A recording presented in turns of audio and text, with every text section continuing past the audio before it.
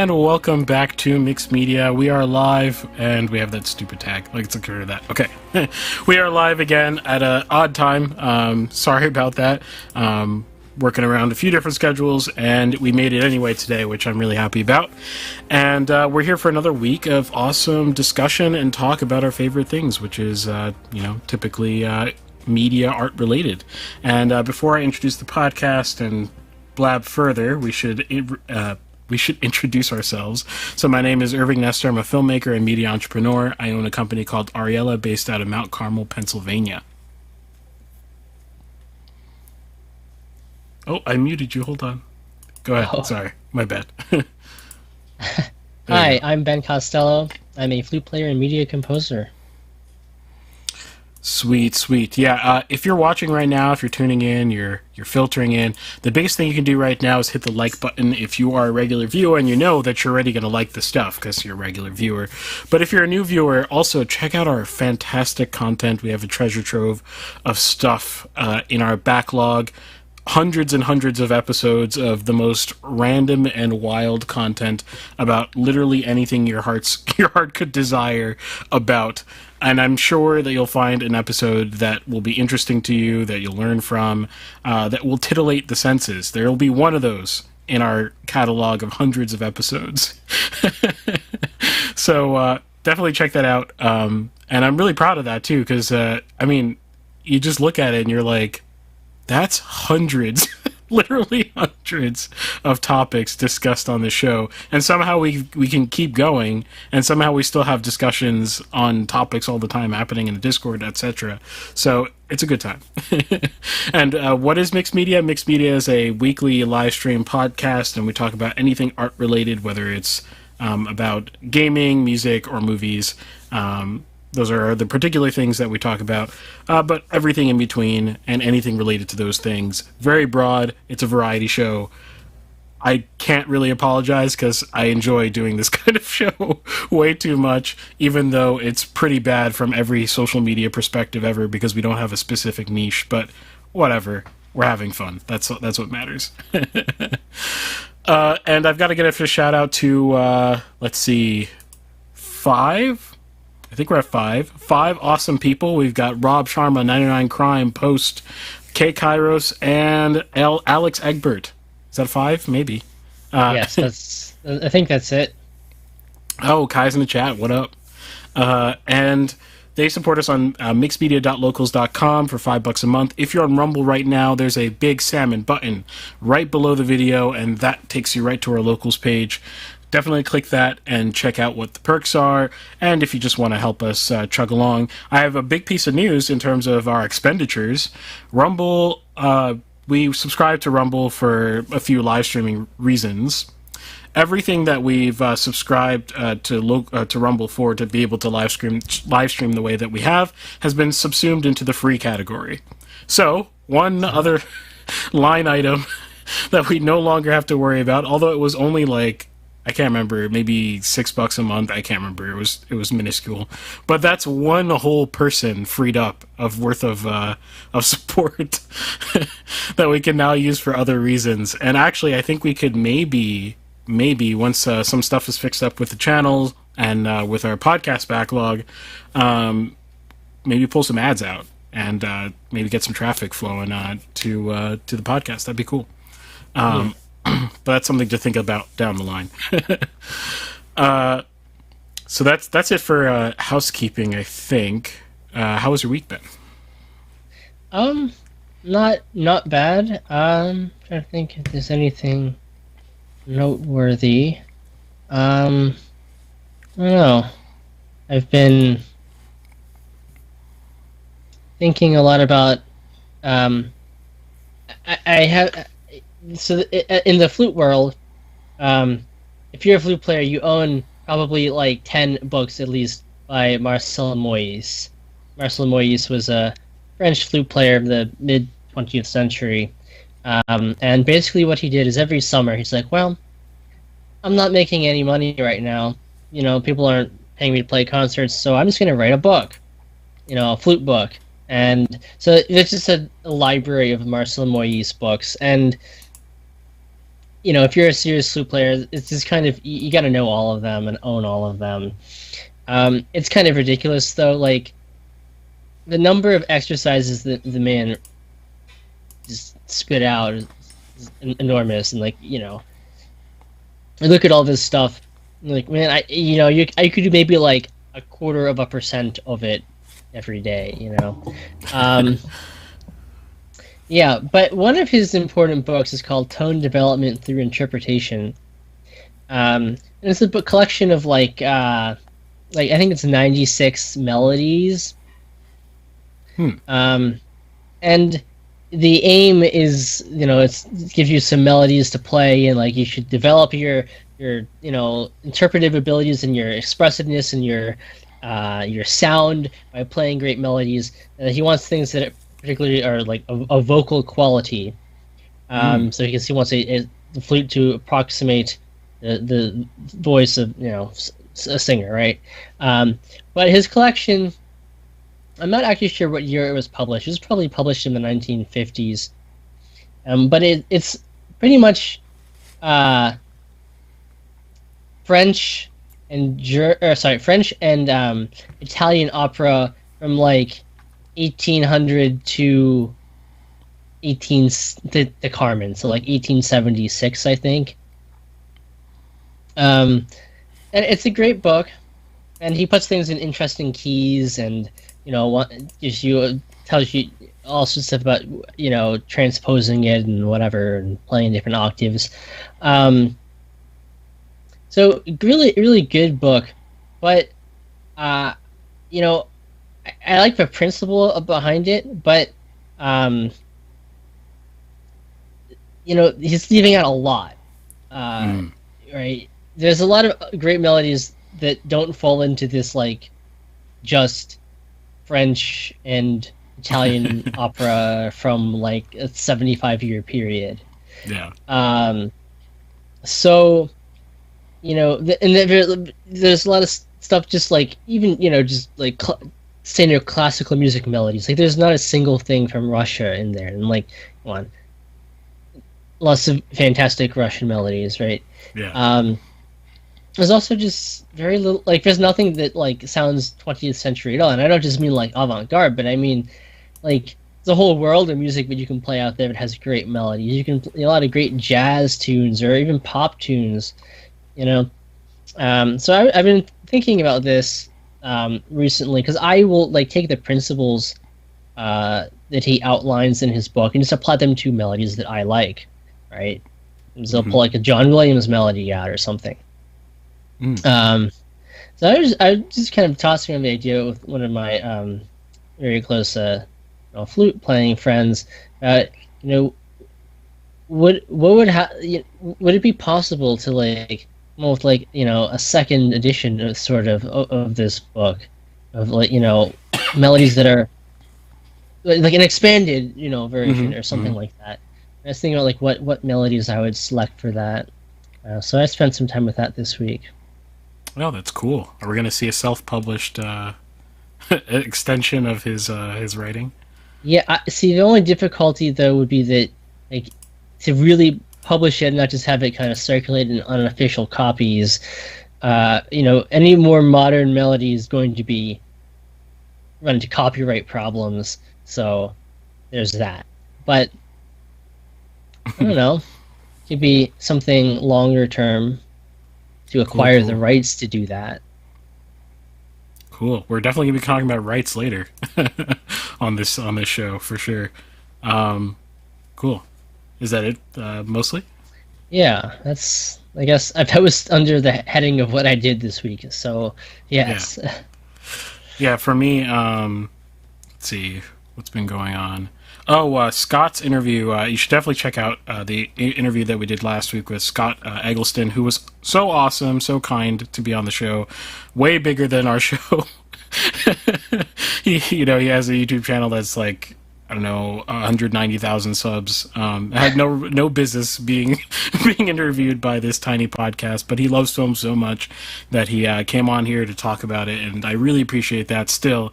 And excuse me. And he was talking about how he made his feature film for $10,000 in 10 days. Definitely check out that interview to see how that was possible. Which is to say, I still don't really know.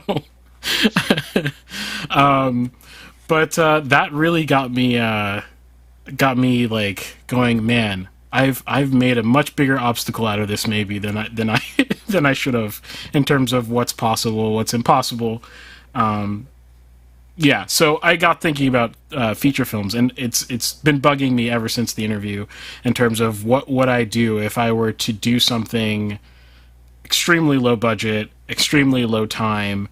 What could I do? And I have a whole bunch of feature. We got CCG on Twitch. CCG 101 says hi, sup. 103. 103, sorry. And I was going through my feature concepts. So I have a bunch of concepts, probably around, I want to say like 4 or 5 feature concepts that are like properly fleshed out. Not fully written. Finally, someone someone that says my name right. There we go. And I was looking through for all of them and saying which one. I don't want to develop a new one because developing even just the idea of a feature is already just such a hard task. Nothing like short films. It's completely different animal. And so I was looking at my concepts and I was like, dang, none of them. They're all way too ambitious.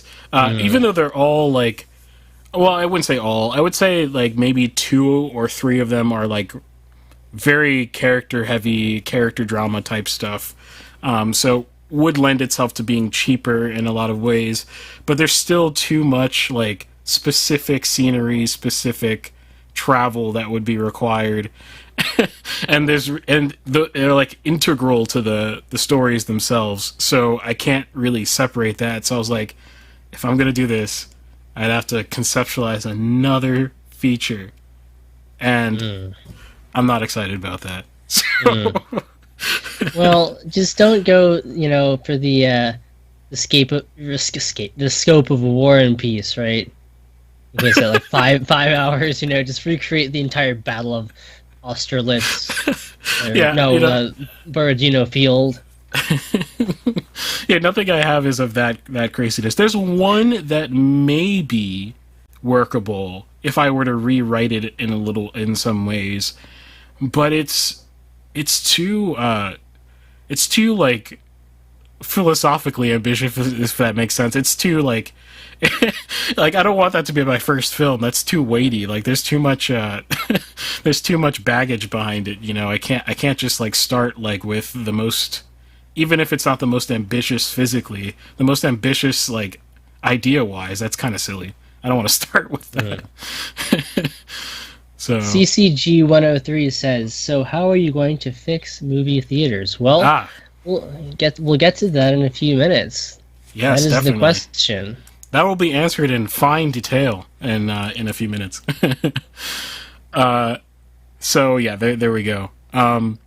What else happened this week? I think that's pretty much it. I've just been slogging along. Today I lost track of time while preparing for my segment today, so that's why my hair looks all wild and like, yeah, I've just been I've been crunching numbers all day and forgetting how much it takes to do a business plan, but we'll talk about that in the coming segment. So that's pretty much my week. But how about news, Ben? Any news? I honestly did not pay any attention to music news this week. Me neither. I didn't pay attention to any news. Kai says, Irving, please tell us your philosophical movie ambitions. Sometime, obviously, wouldn't have to be on the podcast. Yeah, I mean, even saying it out loud is terrifying. So, like, I might. Mm. Artists are insecure, man. I don't know what to tell you. You heard, K-Kairos, you heard my my film idea. Not to make, but a film that I want to see made one day. So. Oh, what is that? Oh, it's somewhere buried in the locals only channel on our Discord, which plug for our Discord server. You can join us on our Mixed Media Discord server. Link should be pointing in the right direction. Mixedmediapodcast.com should take you to that, and to all the places you can view our podcast, and to our locals page where you can support us. But yeah, on our Discord channel, I think I was talking about that maybe like 2 weeks ago, that I feel like it'd be really cool to see a really artistic art film about the life of Saint Faustina. Oh, I do remember you mentioning that. Yeah. Yes, like a very poetic one is what you were saying, right? Like, yes. Yeah. It would be really hard to do because, like, it'd be so hard to do because, like, I mentioned in my post there that, there's not, like, a great deal that, like, happens externally in her life. But it's a lot of, like, internal stuff. And, like, I can just imagine, like, a Tarkovsky doing something like that. And I think it would just be phenomenal. I don't know if anybody on Earth would watch it, but I think it would be a phenomenal film. Maybe that sounds kind of cheap. Maybe I'll have to. I don't know if it's really up my alley, but I'll. That's interesting. That's interesting. 99 Crime says, I too have a big idea that I'm afraid to tackle as a first narrative heavy project. Oh my gosh, you should talk to me about it. I love narrative things. Yeah, it's so scary when your ideas are ambitious, potentially controversial, depending, and yeah, it's just you're putting your heart out there. It's kind of terrifying.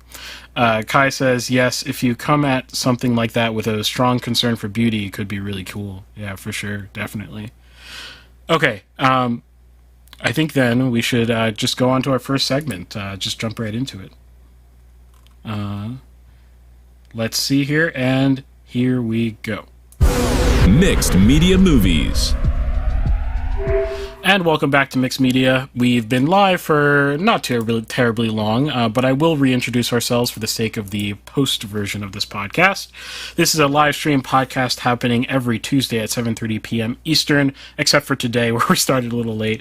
And we talk about everything art related, and so let's reintroduce ourselves. My name is Irving Nestor. I'm a filmmaker and media entrepreneur. I own a company called Ariella based out of Mount Carmel, Pennsylvania. Hi, I'm Ben Costello. I'm a flute player and media composer. Sweet. And usually we have a third with us, Nathan, who is absent today.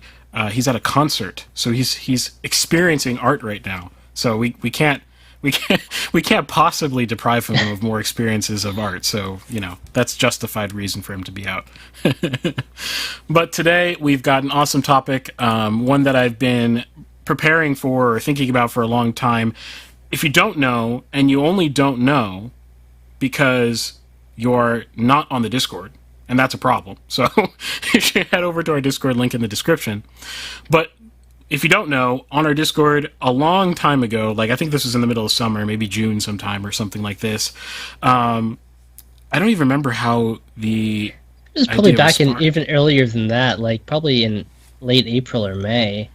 Yeah, a long time ago, Ben and I were back and forthing about the idea of having a live music production of a movie. So basically, I don't know what to call it. There probably should be a name for these things, but a movie where we have live musicians playing the score along to the film. Pretty simple in concept. In execution, it's a little bit more complicated, but we'll get to that. And I've been saying that the biggest problems with movie theaters is that they are not properly experiential, which is the number one thing. If you go and poll millennials and Gen Z and, the young category, if you poll them, they'll say that the number one reason they want to spend money outside of their house, they want to leave and go do something, is because they're going to get a unique experience out of it. And you might be a Gen Z or a millennial, be like, why else would I go outside? That's not actually the number one answer for other generations. You get other answers for camaraderie or like things like this. And that's all interesting. But the future, right, the future consuming population is looking for experiential things, and I don't think that's necessarily a bad thing either, because movies have become decidedly unexperiential as of late in a lot of different ways, and movies aren't really attracting the same audiences they used to. I think the biggest... I'll give you one example. Remember... I'm gonna name a movie that you probably haven't heard of in like a zillion years, and a bunch of memories are going to come up in your head, depending on how old you are, actually. District 9. Do you remember that movie? No, I don't know that film. Okay, let's see if anyone in the chat remembers that movie. District 9. Oh, 99 Crime says, yes, I remember. Okay. District 9, opening weekend. What were the vibes in your school, amongst your friends? Because that's one of the... I actually never saw District 9. So I didn't this come out? I think we were in like... I wonder if we were like freshmen in high school or maybe late middle school. So we're really throwing it back for us. Wow, I don't remember this at all. Okay. My local theater, I remember driving past it on... 99 Crime says I saw it, but it wasn't really a buzz for my gen. I was 9 years old when it dropped. Okay, that makes sense. Oh, it was dropped in 2009, so actually older than I thought it was. Yeah, so that's like 8th grade or 7th grade. Yeah, okay, pretty darn old. But something I very much remember about the dropping of District 9 was that it was an event, right? I only bring up District 9 because if you remember it, and you remember the hype around it, then, but you don't remember the film. That's my point. Like, you might remember the hype that people had about the film, but District 9 didn't have staying power. It didn't become like a classic film or anything like this. Maybe a better example, I mean, you're probably going to recognize the better examples, but think about, I don't know, Avatar, the first one, right? That was an event when it came out, right? It was a big deal to a lot of people, and people went to see it because it was such an event. It's James Cameron. The older generation are into it. It's a new concept. The younger generation are into it. It's a family film. It has timeless themes, even if they're a little bit boring, but, they're timeless, and we trust James Cameron to give us a good time, right? Kai says, I remember some bits and pieces of the film, and also it was parodied in The Simpsons. And 99 Crime says it's a pretty good movie, I think. Okay. I don't know anything about the film, to be honest. Excuse me. But my point here is that the experience of going to see a movie with friends and family is one that used to be revered. Like, you enjoyed the idea of wanting to spend like a few hours, it's something that you do for a serious amount of time, and you take it seriously, the experience, and it's communal even if it's quiet, right? And after the film, you end up having a communal experience, even post the film, which is sometimes the most beautiful part. You've already paid for it, you already ate your popcorn, you're in the car, and you're talking about, all the different things you liked, didn't like about the film. If the film struck a chord with any of you, maybe some of the deeper themes going on, etc., etc. That used to be the experience of cinema. No longer. Go ahead, Ben. I was going to say, I can think of the opposite of that. A really concrete opposite example. Oh, okay. I remember when I went to see How to Train Your Dragon 3, The Hidden World. And I went by myself because nobody in my family, would watch or cared about or cared to try to watch any of the How to Train Your Dragon films, but they're fantastic. But anyway, so I went to go see it in theaters. And I went. It was like one of those like special like IMAX sensory whatever. Yeah. things. It really didn't do that much, but. Yeah, it was again a really great film. Like the music was so good, and I walked out of the theater like, man, I wish I could talk about how beautiful the music for this was, and how good the film overall was, and nobody, Like, I'm just by myself here. I mean, I guess there are a decent number of people in the theater, but like mostly just like little kids with their parents. And here I am, like, mid-20s guy, sitting by himself watching How to Train Your Dragon. But Yeah, yeah. Excuse me. I don't know. I'm coffee today. 99 Crime says, Ben, that's how I felt when I saw Blade Runner and Nope. Yeah. Yeah, seeing a movie, like, I've done it many times, but seeing a movie alone is like, it's just not... Okay, well, I should say, there are two different things. Seeing it alone and then the theater's empty, that's definitely a different vibe. Which, the second time I saw Oppenheimer, I saw it, like, the earliest showing of the day or something like this, and it was empty, and I was alone. And it was definitely a different experience. The seeing it alone and it's full, but then you're not with people, that's kind of different, because at least there's the communal experience of watching the film, at least together. But in any case, it's experience that people want, and they want unique experience. Now, what's the problem with theaters? There's a zillion, and I'm not going to go through them all. In fact, we did a whole episode where we named some of them blatant improvements on cinema that should be done by anyone with an entrepreneurial brain cell in their brain. And you can check out that episode, which we did a while ago. I think it's called like 20 plus ways to fix movie theaters or something like this. You can check that out. So I won't detail all the problems, but one of the main problems is that it's no longer unique enough of an experience. It's too easy for people to go and watch something at home, and a lot of people nowadays, even now the younger generations, because they're starting to make money, they're starting to work, they have the money to get a good system, audio system. They have the money to get a decent TV. Although I argue for probably most people, those things actually probably aren't that great. But that's me, an not audiophile. That's not the right word. I at least probably have a better ear for audio than most people. And definitely a videophile. So, but people feel as if it gets them far enough away that they don't want to take the time to go to the theater, spend the exorbitant amount of money that it costs to see a movie in most places nowadays, to pay concessions, to feel like they're being wrung for cash every time they go to the theater.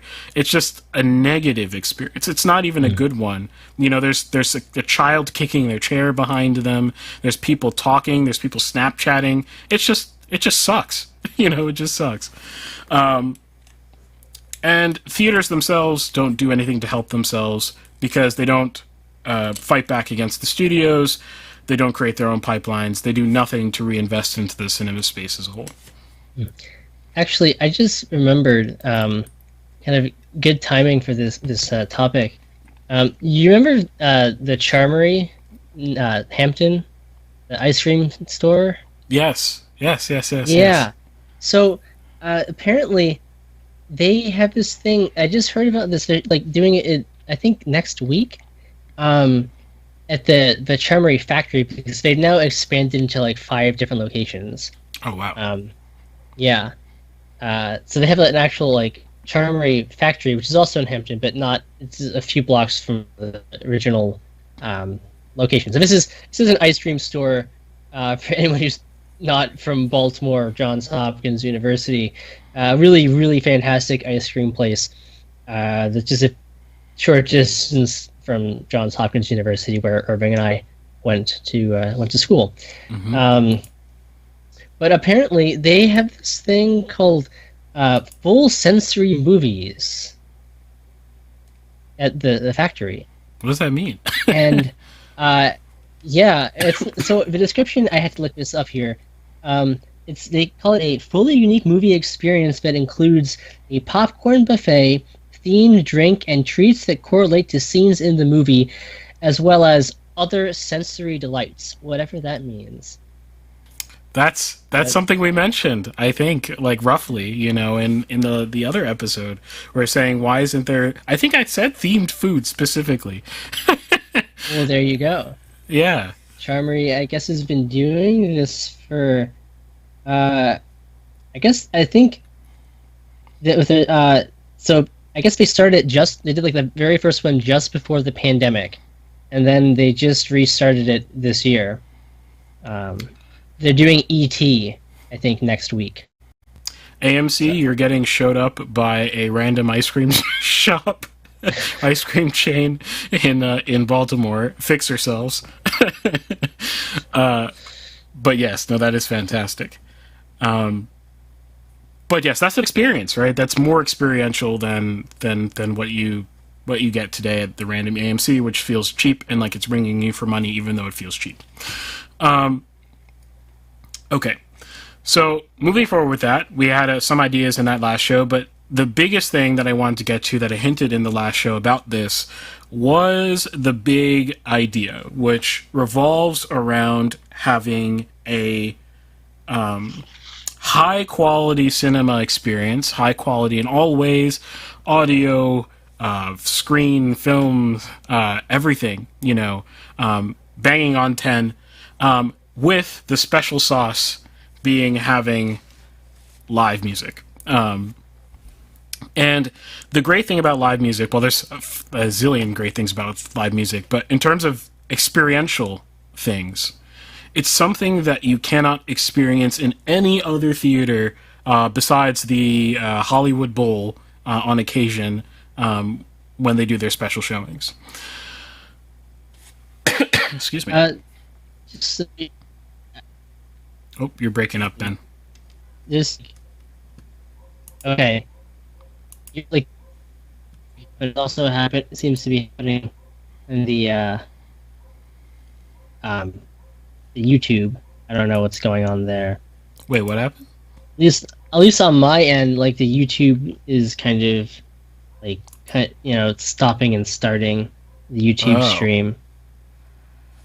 Let's see here.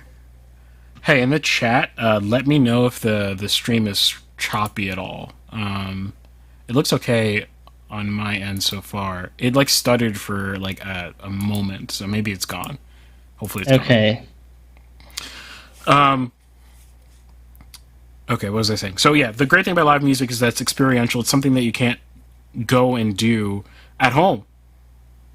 Kai says blurry, not choppy. Okay, that's good. Well, I mean, blurry's not good, but at least audio's there. The great thing about it is that you can't experience it at home. Live music, if you've ever been to a live concert of any sort, you know that being there is a completely different experience than listening to a recording. There's like, even to a layperson, I don't think anybody would confuse those things. I don't know, Ben, if you disagree or not, but no, yeah, no. Live music is fantastic. Yeah, it's there's no semblance of the same thing. So as a theater, you should be thinking, what can I do that cannot be done at home ever? Because you want to future-proof yourself. Like, it can't be done at home. Well, you can't hire, I mean, most people can't, hire an ensemble of musicians to play the music in their living room, and that also might not be pleasant, to a film. So, yeah, that's something you can do to differentiate yourself. And now, technically, my great aunt she didn't hire them. She just like made friends with a bunch of young, like struggling, starving musicians in Baltimore, back in like the 80s, and she just would invite them over to like play mini concerts in her house. But most people don't have that luxury. That's pretty awesome.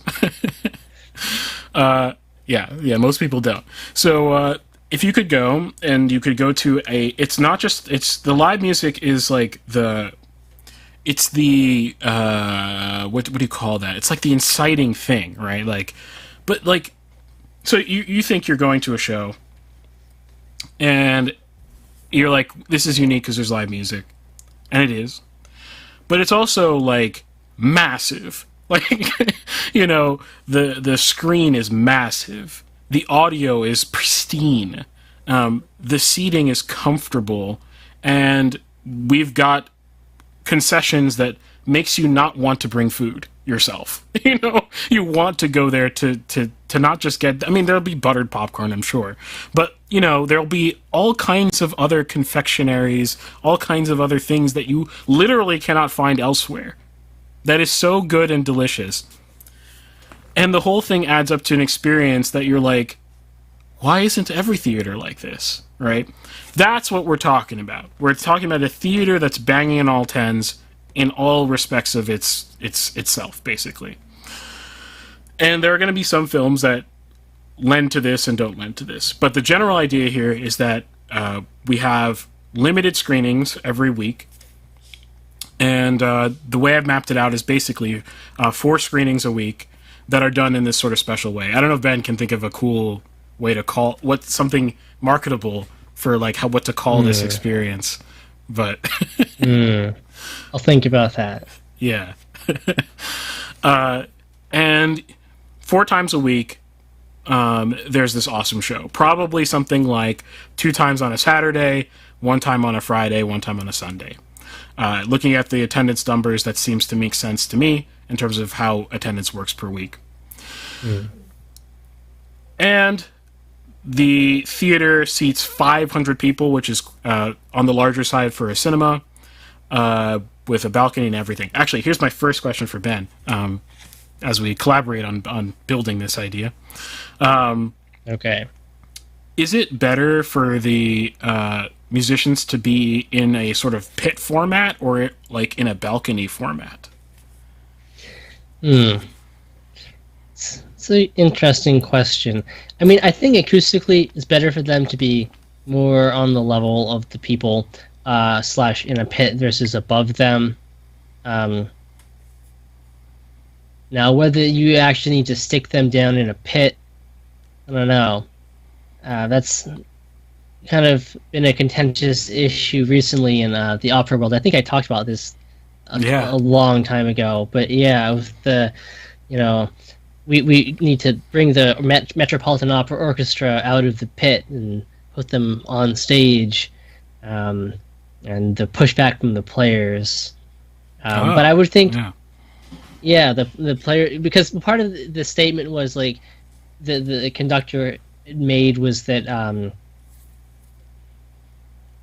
by leaving them in the pit, they're just kind of this afterthought instead of a really important part of what's going on, and it's also boring for them down there in the pit because they're divorced from what's happening on stage, and the musicians pushed back and said like the pit is kind of our home, and it's not boring for us down there actually, even if we aren't front and center. We don't really need to be front and center when the great singers are what you're there to see. You're not there to marvel at the violin player. I don't know. Interesting question, but I would think acoustically better to be on the level over below versus up above. Like choir lofts work for choirs, but yeah. Okay, interesting. Yeah, something I was curious about. That's cool. So that'd be the format. You would probably pick movies that are insanely decadent in all ways, decadent visually, decadent with its soundtrack, that could be done justice with the resources on hand. So that's the type of experience you're thinking about. You can even think about doing pre-show parties. You can think about doing sort of like cosplay character events, even where like you have let's say you have a murder mystery, and all the characters are you hire these like local actors to come in, and they do some things. There's so many ways to jazz this whole thing up, but that's the general idea. Now we've got to go into the numbers, because you can't just do this, you can't just decide this is a great idea and just do this. And this is something, again, I've said this many times on the show, I'm really passionate about, is bringing entrepreneurship to the art sphere, because artists can really advantage themselves better if they are able to bring their ideas from start to finish, like Scott did, on their own. And Scott not only brought it from start to finish, but he got 200,000 views on his film, which I think is phenomenal given the resources involved. Okay, so let's begin. And I'm going to use the whiteboard to sort of lay this out. And this is what I was doing all day today. This took me way too long. Just to add to before we get started, that this is not like a completely like novel concept of having live music to an actual film. Like in the very, very early days of film, this is what happened, right? Generally you're not like a full orchestra. It's mostly like a, organ player, a piano player, and sometimes playing like a composed score, sometimes just improvising, like Shostakovich, my favorite composer. That's what he did from the time he was in his teens up until almost, I think, like 1929 maybe. So up until he's like mid late 20s. He would, improvised piano scores to films in Russia. So it is, idea of it does like have some connections to like the very, very early days of cinema. Yes, definitely. And that's something that to consider too when you're doing these things, is think about heritage too. It's never a bad idea to think about that. And think about the ways you can listen, the way you create cultures is by leading the horse to the deeper water. I don't know how else to put it. You invite people into a deeper connection with the art that you're working with. And movie theaters just straight up don't do that. The industry has stopped doing that. No one is like, think about like the last time you ever cared about a behind the scenes or what a director had to say about anything. It's been a long time. And that doesn't mean those things are not possible anymore to be interesting. It just means that the industry itself has to be interested in not just turning the quick buck, but having a self-perpetuating machine. But that's a whole other topic for another day. One thing I will say, and this is the fun game for today, is that I have not done the revenue side of this calculation yet. And that's because this took me way longer than I thought to complete, which is stupid because I've done this before, so I should have known that this would taken longer. But that means that you'll find out live whether I'm an idiot entrepreneur or not. And this was a terrible, stinking idea, and it would never make money. But the idea here is what I'm going to share with you is some ways of listing out expenses, ways to think about how those expenses work, ways to think about cutting fat smartly. When you're in the art space, a lot of people get too attached to the wrong details. And when you're in the art space, also a lot of business people cut the wrong details. So, you have to understand what's worth what, etc., etc. And doing out the numbers is a good idea because then you can see, okay, 30% of my budget comes from here. Is there any way I can reduce that? Etc., etc. So when I did out this expense sheet, I did it very conservatively, meaning I made these numbers larger than they should be in terms of averages. So I either went to the top of an average range or I just added padding. If I just found, a singular number or something like this, I just added my own padding on top of it. So everything should be rather conservative. And then once we're done summing all the numbers together, we'll add another 20% on top of that to be even more conservative. So you want to be as conservative as possible when you're doing out these numbers. When we do out the revenue, we'll do the exact opposite. We'll assume lower ticket sales, lower ticket prices, etc., than what we would necessarily like. And hopefully, even with all that, the number is still positive, and then we can work with it from there. That's the hope. Okay, so the categories of expenses that we're going to be working with today, and here's one of the big assumptions. We're building this theater, which is insane, by the way. For example, about 10 minutes, maybe 5 minutes down the street from me right now, there's a giant warehouse that is for sale. It's dilapidated. It's not great looking, but it's huge. I think I looked at the listing online, and I can't remember. It was like, I don't know, 30,000 square feet or something like this. This would easily fit a theater inside of it, of the size that we're exploring in this show. Not the biggest theater, but it would fit a theater inside of it easily. That's on sale for $1 million down the street from me. That is going to be way cheaper than what we're about to talk about. Yeah, you're not gonna spend $1 million and get that in New York City. No, and that's the other thing is I'm not trying with this business concept to do it in a way that it is metropolis friendly. I don't really care about that because I don't think it's not worth anything in the current landscape to do that. Maybe down the line, if this is a successful chain, you go from more suburban sort of settings, and you go to the cities and you take a risk there. But in the current environment, it's not. I can tell you immediately it would not make money. So there's no point in doing out the math from that. So I'm using numbers actually from my local area, which is extremely cheap. But I also want to demonstrate a point too, which is that you just don't have to go to the name brand places to make money at all. I found this out when I moved my business here and I started making twice the amount of money I was making before in a few weeks. So it's not about that. It's about how the numbers bear themselves out. That's all that matters. We don't care about where we are or anything like that. Okay. We can always expand. That's the idea. Okay, so we're building from scratch. Kai says, we're getting so conservative, I'm starting to see political joke redacted. Lol. Okay. So we're going to start with, we're going to do land and construction, because we're building our own thing. Equipment, maintenance, and capital expenditures, which I'll explain in a moment what the heck that means. And licensing, and staff. Let me just make sure that was it. Nope, that's not it. And utilities. Okay. Those are our big line items. You're going to notice there are things missing. Whenever you do this kind of stuff, there's always stuff missing. You're never going to think of everything. That's why you add plus 20%. Likely the stuff you're missing is not big stuff unless...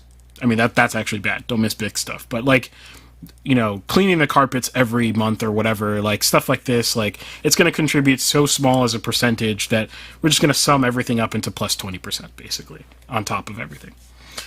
Okay. Okay, so let's start with land. Around me, land is dirt cheap. I now have a listing that I found as a comp, we call it, which is just something that's similar to what you're looking for so that you get an idea of price. That's all a comp is. And I found a comp for the amount of land I need, which is 3 acres. We're going to purchase 3 acres. Let me write this down. 3 acres. I don't know why my thing is laggy. It's making me write weird. Hold on. Let's see if I can fix it. But we're going to purchase 3 acres for only $120,000 because my area is dirt cheap. Let's see here. And you might say, well, in my area it'd be $300,000. It will make zero difference. That's also dirt cheap for the purposes of this math. It'll both come out. It's not going to change the numbers very much. I can't fix this right now, so I'm gonna write crappily. That comes at $120,000. Real estate fees on top of that is going to be some percentage. Let's see what I estimated it as. I estimated it at... Oh, I didn't write it down. But whatever $11,000 comes out to for land acquisition fees. So $11,000, $120,000. So 3 acres of land is going to be $120 plus $11,000. Then there's the building. But before that, you need to design the building, which is architecture, which is extremely expensive for purpose-built architecture like ours. We are not going to be using a model like a pre-built sort of plan that an architect already has, and just needs to be licensed. We're not going to do that because our ideas are way too unique. So we're going to fork the bill on this. So an architect is going to cost us a whopping $300,000 to get a custom-built, acoustically sound, proper theater. We're going to make the architect rich, but, it is what it is. So we need an architect. Oh, that looks awful. I don't know why my thing is doing that, but I can't help it, apparently. I'll try to fix that at some point. So that's going to be $300,000. Then, before we get to the building costs, which is the biggest whopper, we'll get to parking. So parking is way more expensive than you think. But we're going to do something. I sat there today thinking, I was like, I can't spend this much on parking. It's just ridiculous. Yeah. Because my original quote was something like, I don't know, $1 million to build parking. So... how large of a parking lot are you building? Well, I found out A that parking garage? parking lots are way bigger than you actually think, and the square footage contributes a lot to the paving costs and the grading costs and all this. I should say also the configuration of this theater. I should have said this earlier. Is there are three. It's a multiplex. There are multiple screens, and there are three theaters in there, which is small compared to, like an AMC theater, which has like 11 theaters in it. We're going for a proof of concept in a small town, so we're going to do three. I know I already worked out the numbers where the attendance makes sense for it to have three rooms. One of them will be oversized at 500 seats. That will be the main room. Think about it as it'll also be a multi-purpose room. Events can be held in there, and that'll also cost us more money to make it multi-purpose, but we'll discuss that later. Then we'll have a normal size theater that sits 200, which will be like your typical AMC size, not experience, hopefully, but size. And then we'll have an auxiliary room, which hopefully will be expandable, meaning the screen size will be, roughly the same as the AMC room, but the seating size will be small at 50.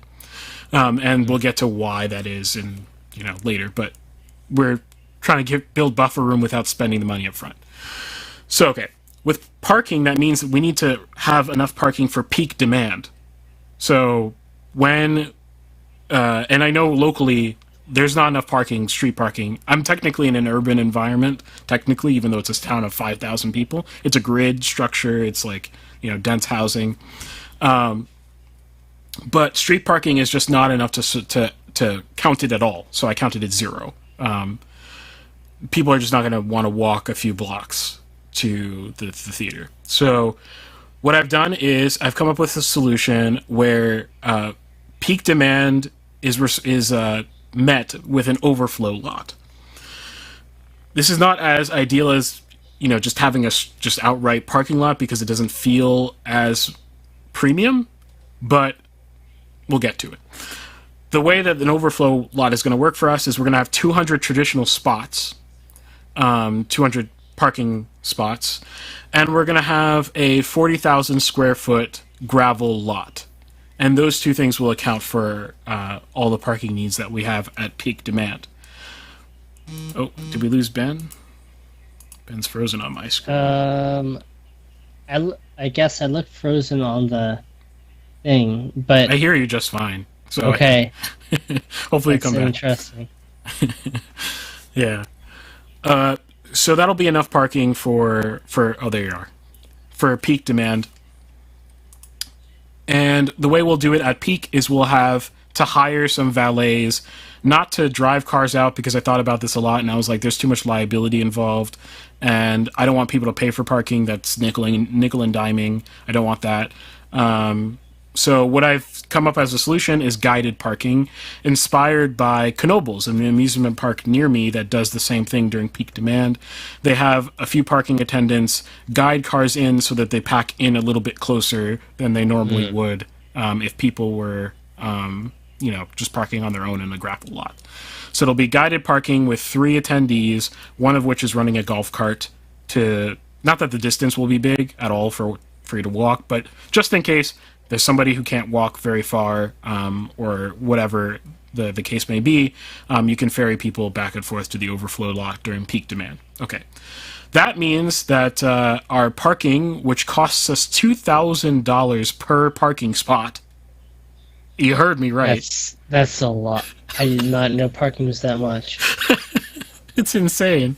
That's a lower end estimate. It's higher end for my area, but it's lower end nationally. So some places are paying $5,000 a spot, which is insane. Wow. And parking in the overflow lot is going to be $1 per square foot, which ends up being way more economical for us to do that, to have an overflow gravel lot. So that means 40,000 square feet at $1 is $40,000 for the overflow lot. Parking. $40,000 for the overflow lot, plus $2,000 a spot for 200 spots, which is $400,000. So we're not at $1 million. So we saved a good bit of money, which is good. And landscaping is not terribly significant cost. We're gonna have like 8,000 square feet of landscaping, which I think is overkill, but that's apparently based off of some standard ratios. And that's going to cost us $40,000. Insurance is going to cost us $15,000 a year. And installing utilities like power lines, connecting to plumbing, to sewage rather, etc. is going to cost us something like $15,000. So we got a bunch of miscellaneous stuff in there.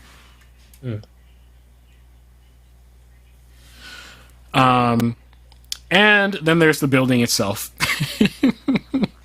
Which, don't construct things in 2023 is the lesson of the day, but we're still going to roll with the worst case scenario that you had to construct it, which I think you could do a cool thing where you retrofit warehouses, and that would work just fine for you.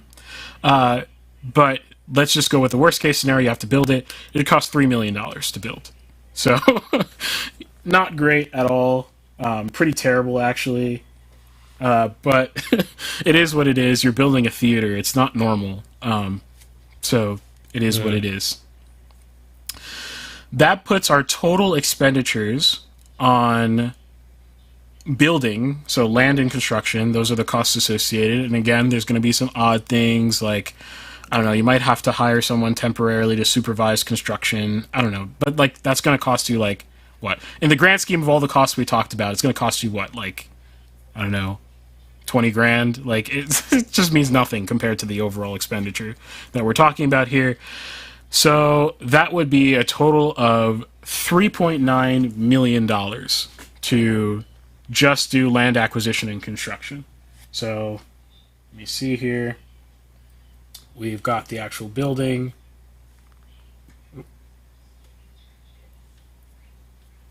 Is 3.3 million. So I've been writing these in thousands, so I'll just continue that trend. 3.3 million, which is 3,300. Excuse me. Oh, sorry. Construction is 3 million, not 3.3 million. My bad. And that makes our total for land acquisition and construction 3.9 million. Let's just say $4 million to do all that. That's a lot, but we're going to come back to how this might be possible later. Okay, next we have equipment. And this is something actually I have to ask Ben some questions about too, because I'm not sure in the music department the expenditures involved. So I'll just say what I know for now, and then we'll go to music. First, there are seats. And in the main room, we're going to spend way too much on seats. Meaning, we're going to use we're going to have the nicest seats ever in the main room. And not only are they going to be the nicest seats ever, they're going to fold into the floor for events. So that's going to be way more expensive because you need to do those things. And apparently, when you're buying bulk, it's not actually that bad. $500 a seat. I expected it to be like $1,000 a seat for you to get like something really nice and that also folds into the floor. The folds into the floor thing was what I was worried about, but it's apparently not that bad. There are people that do that? Like I guess that must be a thing. Yeah, there are multi-purpose room things that do that kind of thing. So $500 for I'm just gonna erase the math that we have already. So just remember $4 million for building. Let's see here. So $500 a seat, and we're going to buy extra seats because we need to be able to replace seats on the fly immediately if something were to happen to a seat. If it doesn't fold, if you need to fold it for an event, it's got to fold. K. Kairos says, are you hosting a Lindy exchange? Are you the folding chairs? Yeah, well, I guess you could do that. Yeah, you could do stuff like that. By the way, I've called the whole thing, not a theater in my head. The way I've been thinking about it is as an art house. And there's a lot of reasons for that. Like, I think theaters have big spaces, and they have the opportunity to be a place where culture happens just in general, not just cinema. Although obviously that's their bread and butter. You can have all kinds of experiences, as we talked about in the prior episode. So you could have art exhibitions, you could have rock concerts, you could have all kinds of things happening. If you just make one space multi-purpose, all of a sudden your place is known not just as a movie theater, but as a center of culture for the community that you're in, which is, I think, really important. Okay. Let's see here. So $500 a seat for 520 seats. The main room has 500 spots, but we're going to buy 20 extra seats just in case, which also will allow us to swap parts if we need to, in case like there's just a part broken or something like this. And that will cost us a total of $260,000, which again is less than what I thought. So I'm actually happy with that number. So we've got fancy seats. Oops. I deleted my layer like an idiot. How do I undo?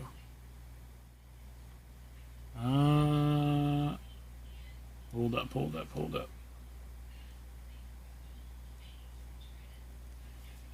don't know why this thing is not cooperating with me today. Alright, I'm going to steal Nathan's layer since he's not here. Oh, I can't even steal it. Oh, I think the page is broken. Hold on. Okay, there we go. I can steal it now. Okay, so we've got the fancy seats. Come on, why can't I write? What the heck? Fancy. Okay, maybe this is not going to work today for some reason. I can try it on my end. Okay. If it's not working for you, it probably won't work for me. Okay, well, I'll go through it. So that's $260,000 for the main seats. Then for the regular seats that we'll have in the other theaters, so the auxiliary theater and the secondary theater, they're going to be the same seats. They're going to be like more like your standard AMC reclining seats, so still very nice. I.e., like, I don't know if it's real leather they use on those things or like faux leather. I'm not entirely sure, but probably electronic reclining, very roomy and cushiony seats, like you find in a regular AMC theater. Those are going to cost us $300 a seat, which is phenomenally great. So I was very happy with that. So $300 for the secondary theater, we're going to buy 10 extra seats. And for the auxiliary room, we're going to buy 2 extra seats. So that's 210 and 52. That means for the secondary room, it's going to cost us $63,000 for the seats. And for the auxiliary room, it's going to cost us $15,600 for the seats. So not bad. We're under $300,000 for furniture. And if you know anything about furniture, furniture is freaking expensive. So, I'm not terribly mad at that. Bulk pricing is great.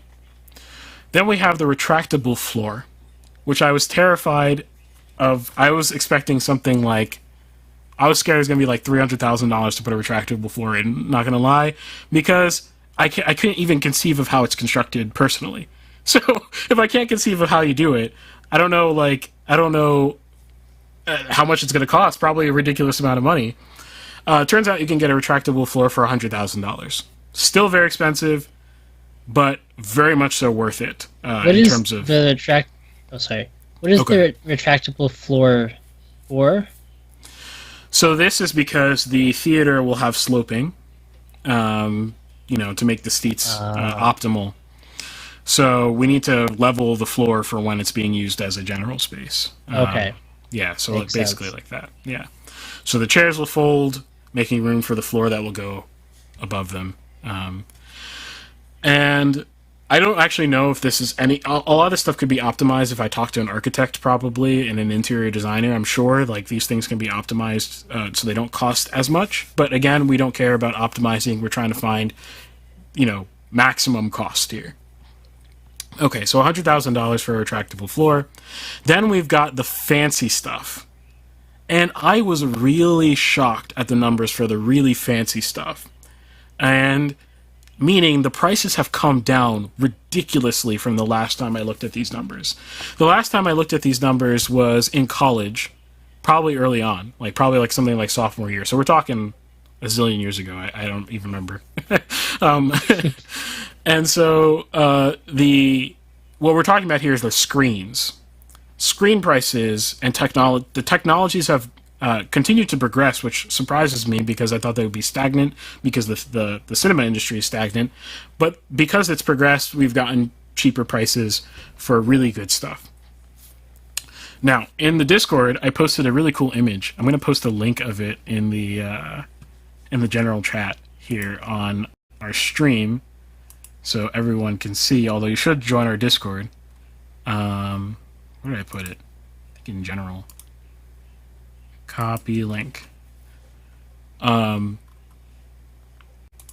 it in here. Excuse me. If you click that link, it'll bring you. Oh, there it goes. Okay. If you click that link, it'll bring you to an image of a old school stream, and this is screen, and this is going to kind of link to heritage. It's kind of what Ben was talking about with live music being actually not a new phenomenon at all. Big screens, gigantic screens.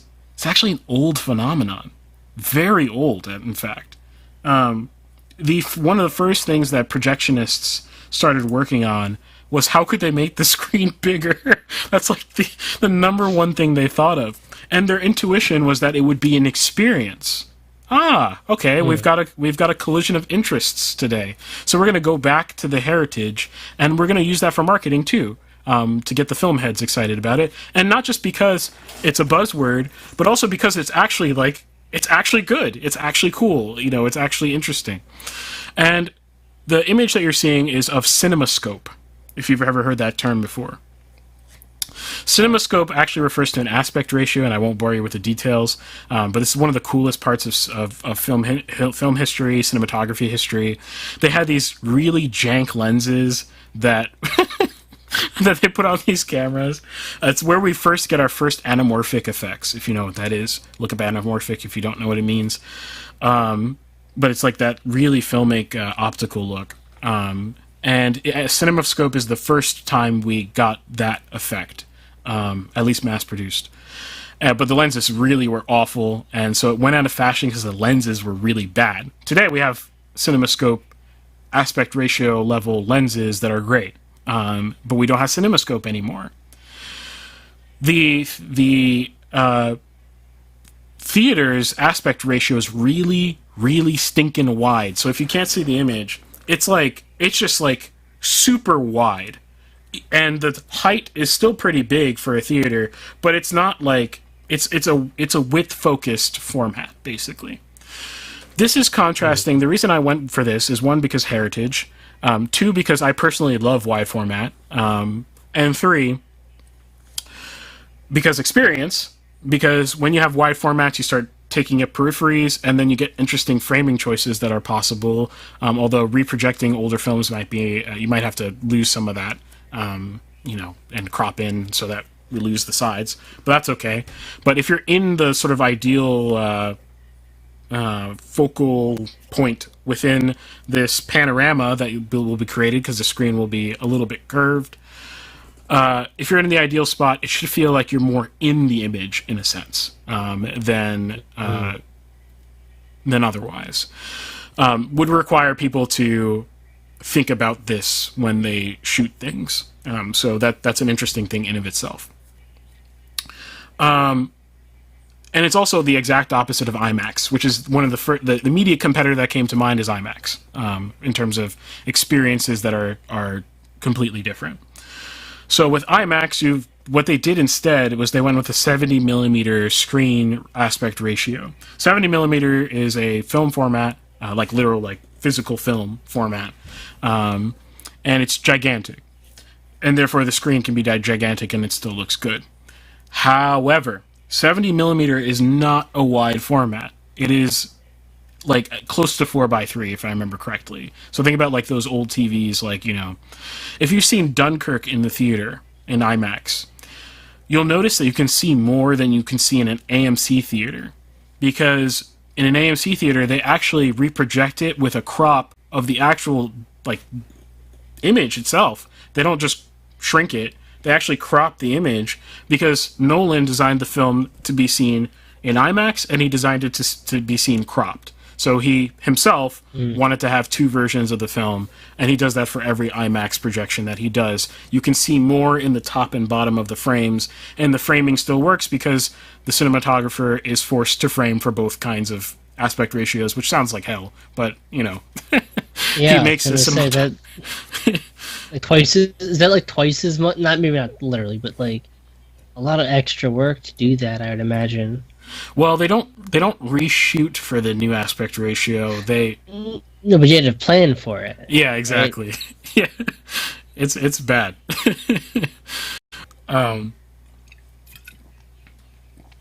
So we're going to compete with IMAX by doing the exact opposite and going super wide. I don't understand the tall aspect ratio of IMAX. I actually don't understand IMAX very much. I had one bad experience, and maybe that's like, you know, kind of littering my opinion of IMAX. But I think the aspect ratio is kind of stupid looking. I want more of I want more of my vision filled with image. I feel like that's the point of of having a larger format, is having more of my vision filled with image. When you make it taller, I literally have to look up in the IMAX theater. Like, I literally have to tilt my head upward, and that is not something I want as a filmmaker. My viewers, I don't want my filmmaker, my viewers to have to move their head very much at all, even in large format. So, and there's many reasons for that, but I won't go into it. So in any case, we're going to go with CinemaScope, and we're going to go with 40 feet high for the height, and then the width will just be whatever the aspect ratio dictates the width to have to be. So doing that math out, our screen is actually not going to cost nearly as much as I thought for a really bright, high silver content screen. And yes, there's literally silver in these screens. That's why they call it the silver screen. Silver is very reflective. It costs $50,000. That's it. That's it. I would have expected a lot more. Yes, our chairs are going to cost us way more than the screen, which, that's crazy. I was tempted to just raise the number because I was like, well, I'll order something custom like crazy from whatever screen maker and just get something just nuts. Maybe we could if the numbers work out. For the secondary theater, we're going to go with a large AMC format in terms of size.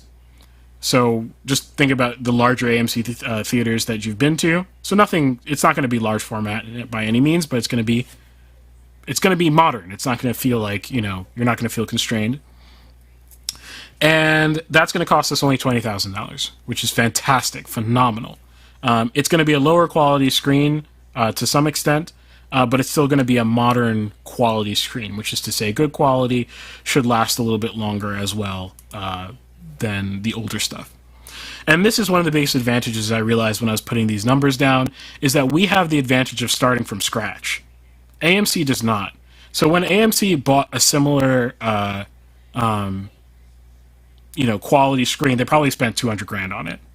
So, like, you know, it's the decreasing prices that are inherent to competition existing in a space. I assume there's competition in the screen industry. Then we've got our AV systems, which again are not going to cost us nearly as much as I thought. For the main theater system, it's only going to cost us $50,000, which is fantastic. Then in the other two theaters, it's going to cost us $40,000, which is fantastic again. It's not going to be that much less because there's a floor with audio. Like you just can't, you can't go too much cheaper. And we want our audio to sound just otherworldly, again, because we want to maximize experience. And by the way, audio, I think, is the number one place where experience can be increased easily and noticeably by the audience in today's cinemas, because they've really not been taking care of their speaker systems. Okay. Then we've got installing all those things, which is going to cost us about $35,000, $36,000 to install everything in all those three rooms. Again, not terribly bad. So my total, without factoring in whatever we need for for Ben's stuff, is going to come to $645,000. So honestly, that's pretty good. I thought that we are going to have to go over $1 million to get equipment into these theaters. Prices have come down, which is fantastic. So $645,000. Now, Ben, what would you need? Oh, you're muted, I think. Oh yes. So I guess I'm assuming we've already designed, adequate space and seating for our musicians into the construction. I mean, so some basic, like, really cheap stuff like music stands. Okay, that's nothing. Nothing. That's nothing. We're just talking about, like, locational things, right? Yeah. Okay. Well, suppose. So we're gonna need for, like, the conductor, what the means of having the film synced to the music, and so this probably, I would assume, like, in a recording situation, what you're going to do is you have, like, these streamers and things like that, right? But you're not going to do that when you have an actual audience, right? So what I think people tend to do, like, if you go to, like, the Hollywood Bowl or any of these, like, John Williams live to projection concerts, is that the conductor has their own screen on their stand. They have a special kind of stand, like a screen built into it, that is linked with what was being projected, and that has the streamers and things on it. So I don't know how much that would cost to get. So that to me, so I do the reason I know how to do this kind of business planning. By the way, this is not, if I were to do business planning to try to pull the trigger on something or to try to get investors, this is the start. It actually would take me a month to finish, because I would start going granular and all these things, getting references and, like, everything. It took me a month to do. I have an esports project that's kind of been a little low key, and I really hope to pull the trigger on one day. And that project took me about a month, and working, like, hours and hours a day to get all the numbers finalized. So this is where you start to understand if a business plan is feasible. This is what I did first when I did the esports project. Then I just dived into it from there, basically. My point is, though, is that since I do this stuff for live production, since I know live production very well, I can actually imagine the AV system that you need to get that going, because there's similar stuff that needs to happen in a live setting as well. So if I were to put a number to, like, really blast it and, like, make it way bigger than it probably should be, you could probably drop 30 grand on it and be more than set, and that wouldn't be a terribly upsetting number in the grand scheme of our expenses. So yeah, I have to imagine that, like, I'm sure the Hollywood Bowl owns one of these things, but, like, like, general orchestra that is gonna do one of these live to projection things, I think that probably comes with, like, when you go to Disney, you buy the special rights to the film. That probably comes with, like, what you purchase overall. I'm sure Disney's providing that. Yes, I hope so. Yeah. I don't think, I can't imagine the Baltimore Symphony Orchestra, has purchased one of these things. Yeah. Yeah, and you obviously need somebody who, like, understands how that works. But which is why a lot of times they have traveling conductors who also do these productions. But we don't want that. We want someone in-house who can do this stuff. Definitely. I would imagine. Okay, so I figured out... Oh, no. It's still slow. Maybe I switch to pencil, it'll work. Oh, yeah, that's way smoother. Okay, we're going to use the pencil tool. For some reason, works a lot better. Okay. Okay, that works. Okay, perfect. Okay, so let's just round off everything and say, I'm going to round this off, even though we're going to add 20% to this afterward anyway. But let's say we got $700,000 set aside for all the equipment. So 700,000 is the number you need to keep in mind. Then we've got maintenance and capex. So if you don't know what capex, which is capital expenditures, what that means, that just means your big ticket items that reoccur. Well, sorry, it just means big ticket items, but capex can reoccur, I should say. In this category I have here, maintenance and capex, I'm just talking about the capital expenditures that reoccur. And when we normally think about real estate, capex tends to refer to things like roofs, right? Like you have to replace a roof like, I don't know, once every 10, 15 years or whatever it is, right? So that's an expense you have to know how much it costs to replace your roof and then do it out per year so that you're like budgeting enough money to replace your roof when you need to replace it. So that's what capex means in this category. So that being said, our roof, we're going to budget $100,000 to replace our roof. Our roof also doesn't need to be replaced as often because it's a commercial roof, and they tend to be built stronger. I did a very conservative thing and did every 15 years. If we did a decent roof on construction, which $3 million probably could afford us just fine, we could probably replace it every 20 years. But let's just say 15 years, $100,000. That means we need to put aside $555 a month for a capex for the roof. For repaving the lot, our favorite parking lot that costs way too much money. It also costs a ridiculous amount of money to repave the lot. And we're going to repave the lot every 17 years, which is kind of the slightly upper end of the range. So every 17 years, we're going to spend $210,000 on repaving the lot. So that means every month, in order to account for that, we've got to set aside $1,000, $1,029. So let me write these down since this works. So for a roof, $555. For repave, $1,029. Then to upkeep our equipment. Now this doesn't include upgrades, and to include upgrades is probably something I would do in like a deeper dive. But now, for now, I'm just gonna leave it this way because technically you can still operate without upgrading, right? So we're just gonna maintain the equipment for the purposes of the math, because otherwise it's gonna get really annoying to do the math.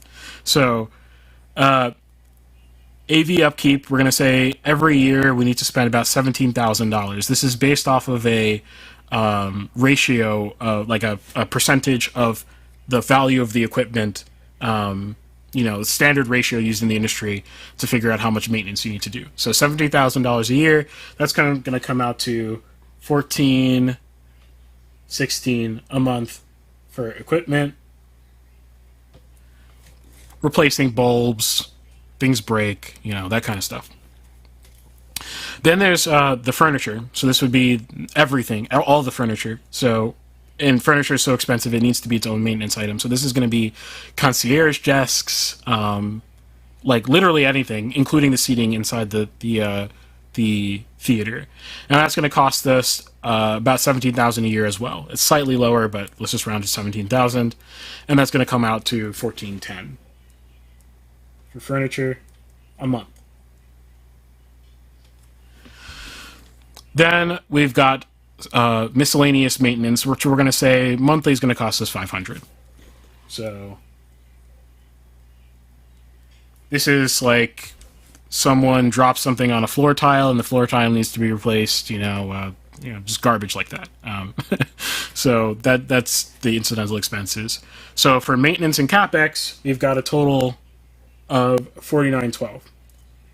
Now in this category, I feel like I'm missing something, like stupidly obvious, but I can't think of it. So if anyone thinks of like, I know what it is. HVAC, air conditioning. That's a typical. I did think of that earlier, but Yeah. Okay, so we're probably missing like another $1,000 a month or something because HVAC is stupid expensive. So, okay, let's just say we're gonna add $1,000 to this to make it more reasonable. Yeah. Let's just say $5,900 per month.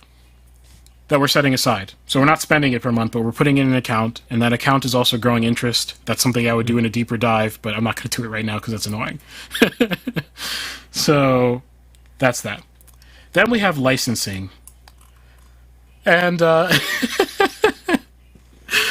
this is the worst part of this entire project, because it's the part that makes it possible or impossible. In a sense, you could do it with classic films, but that's not going to drive the same attendance, you know. You would probably drive decent attendance, but it's not going to drive the same attendance, you know, as if you're doing at least a combination of films that are coming out now and classic films. Coming out now meaning within some period of time. So for licensing for movies, it is way cheaper than you think. Now, there's a big caveat on that, a huge one, which is that Disney is horrible. Which, if you know anything about this channel, you know that I can rant about how awful Disney is as a company, and they should be destroyed promptly to save us from the evil mouse. But I heard something the other day that like Bob Iger is being urged by his board of advisors to purchase EA games. Oh gosh, please no, please stop it. No.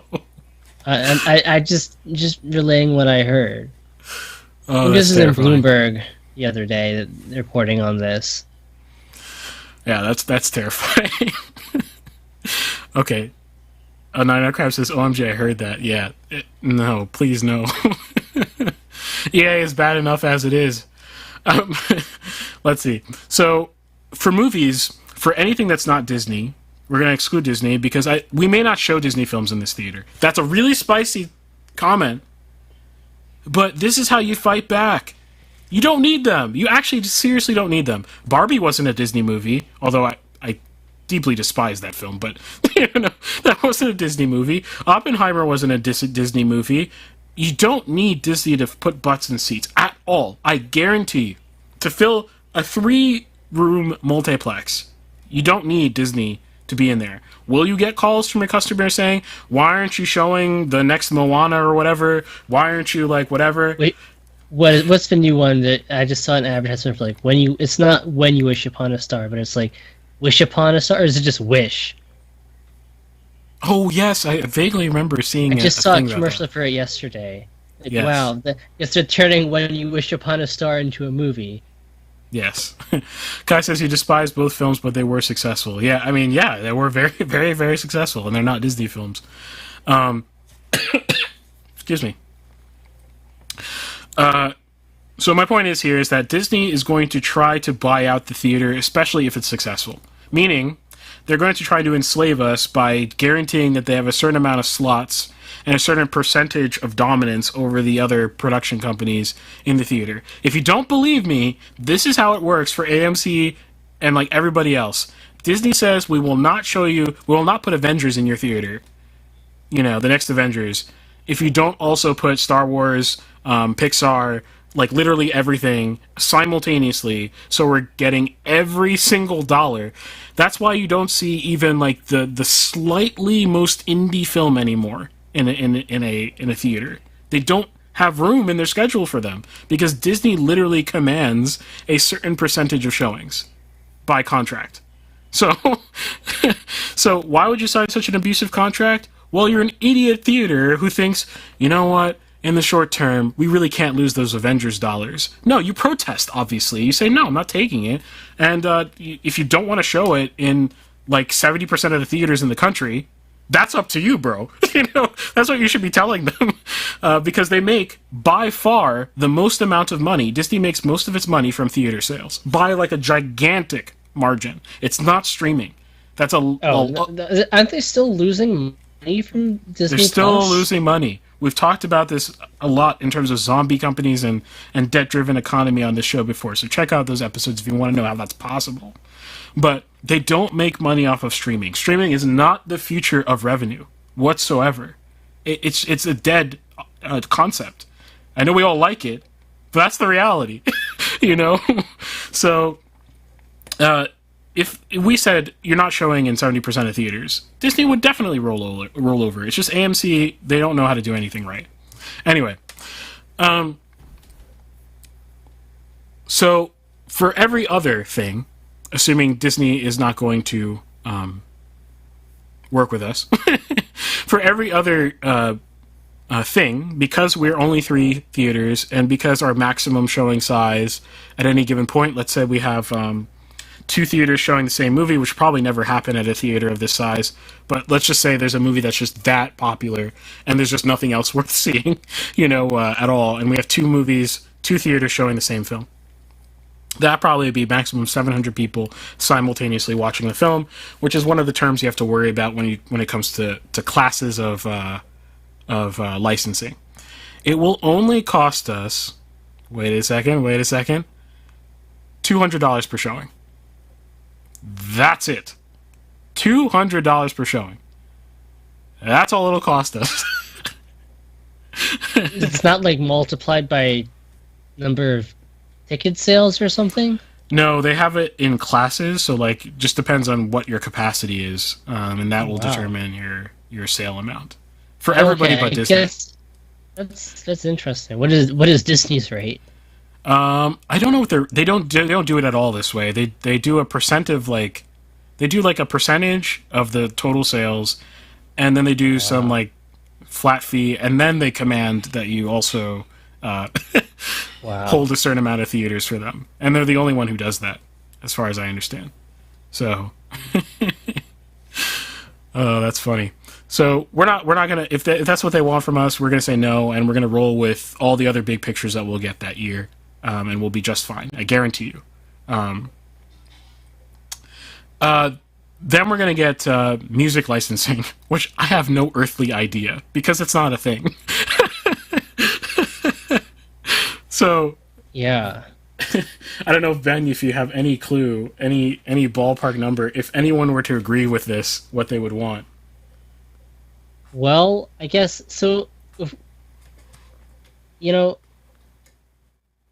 we have to start with like what is the like.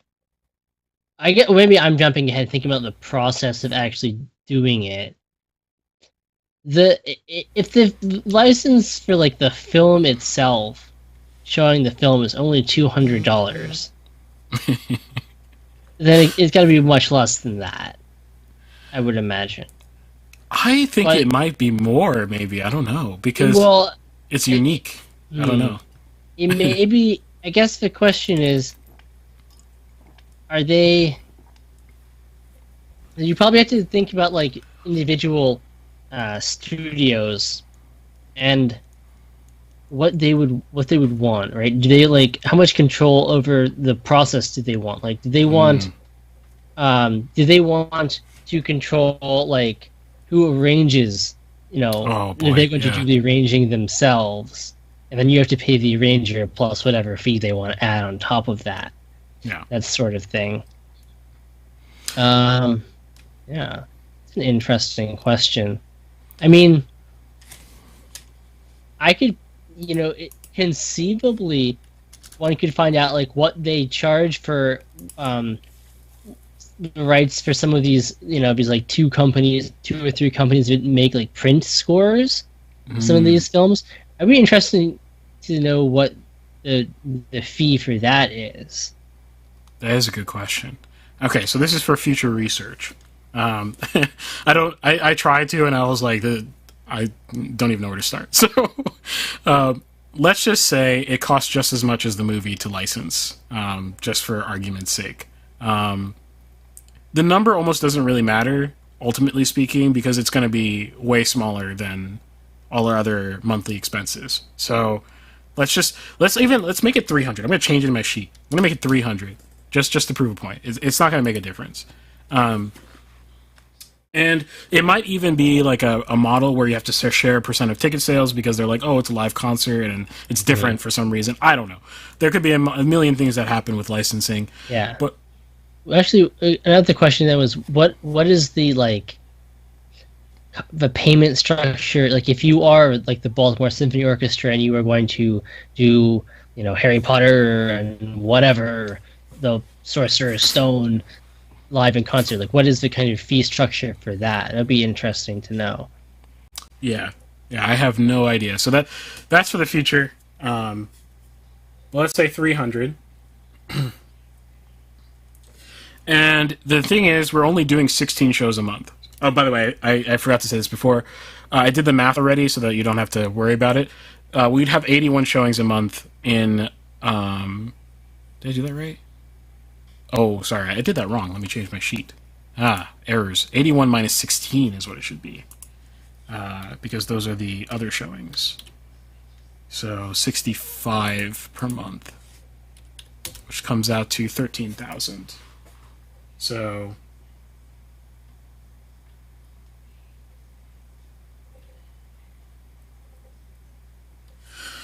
So 13,000 a month to pay for licensing with our 65 showings per month. I did the math out as to how many showings are possible with certain opening and closing hours, and I already figured that out. For the music, we're going to do this show 16 times a month, which is 4 times a week, roughly. Excuse me. And that's going to come out to $4,800 a month, which is nothing. Which means our total licensing costs per month is a little bit, okay, that's a line item, $17,800. There you go. So not prohibitive if the music number is accurate. If that number could, but we can figure out what that number could maximally be, and still the idea could be worthwhile. That's a nice thing about doing this math. Okay. Next category, we've got utilities. Hopefully people are learning how this is very accessible. How did I find these numbers?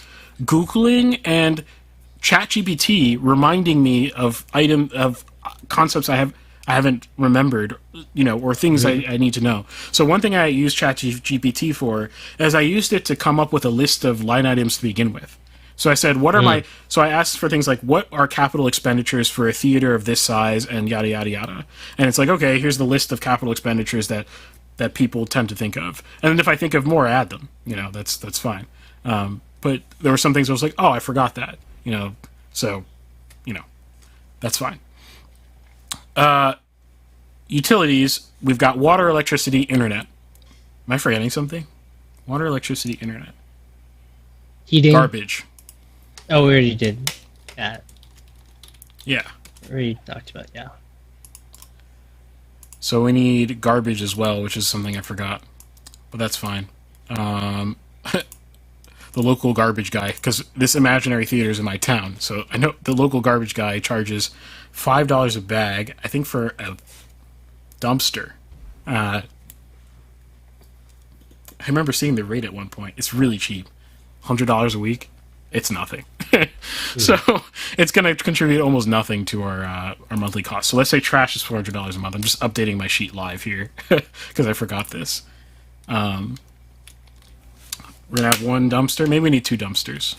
Let's say it's $800 a month. Let's just say that. That's fine. We want to include this in the summation. Okay. So water, we're going to use, estimating 310,000 gallons a month. And that's going to cost us $620 a month. Water's super cheap.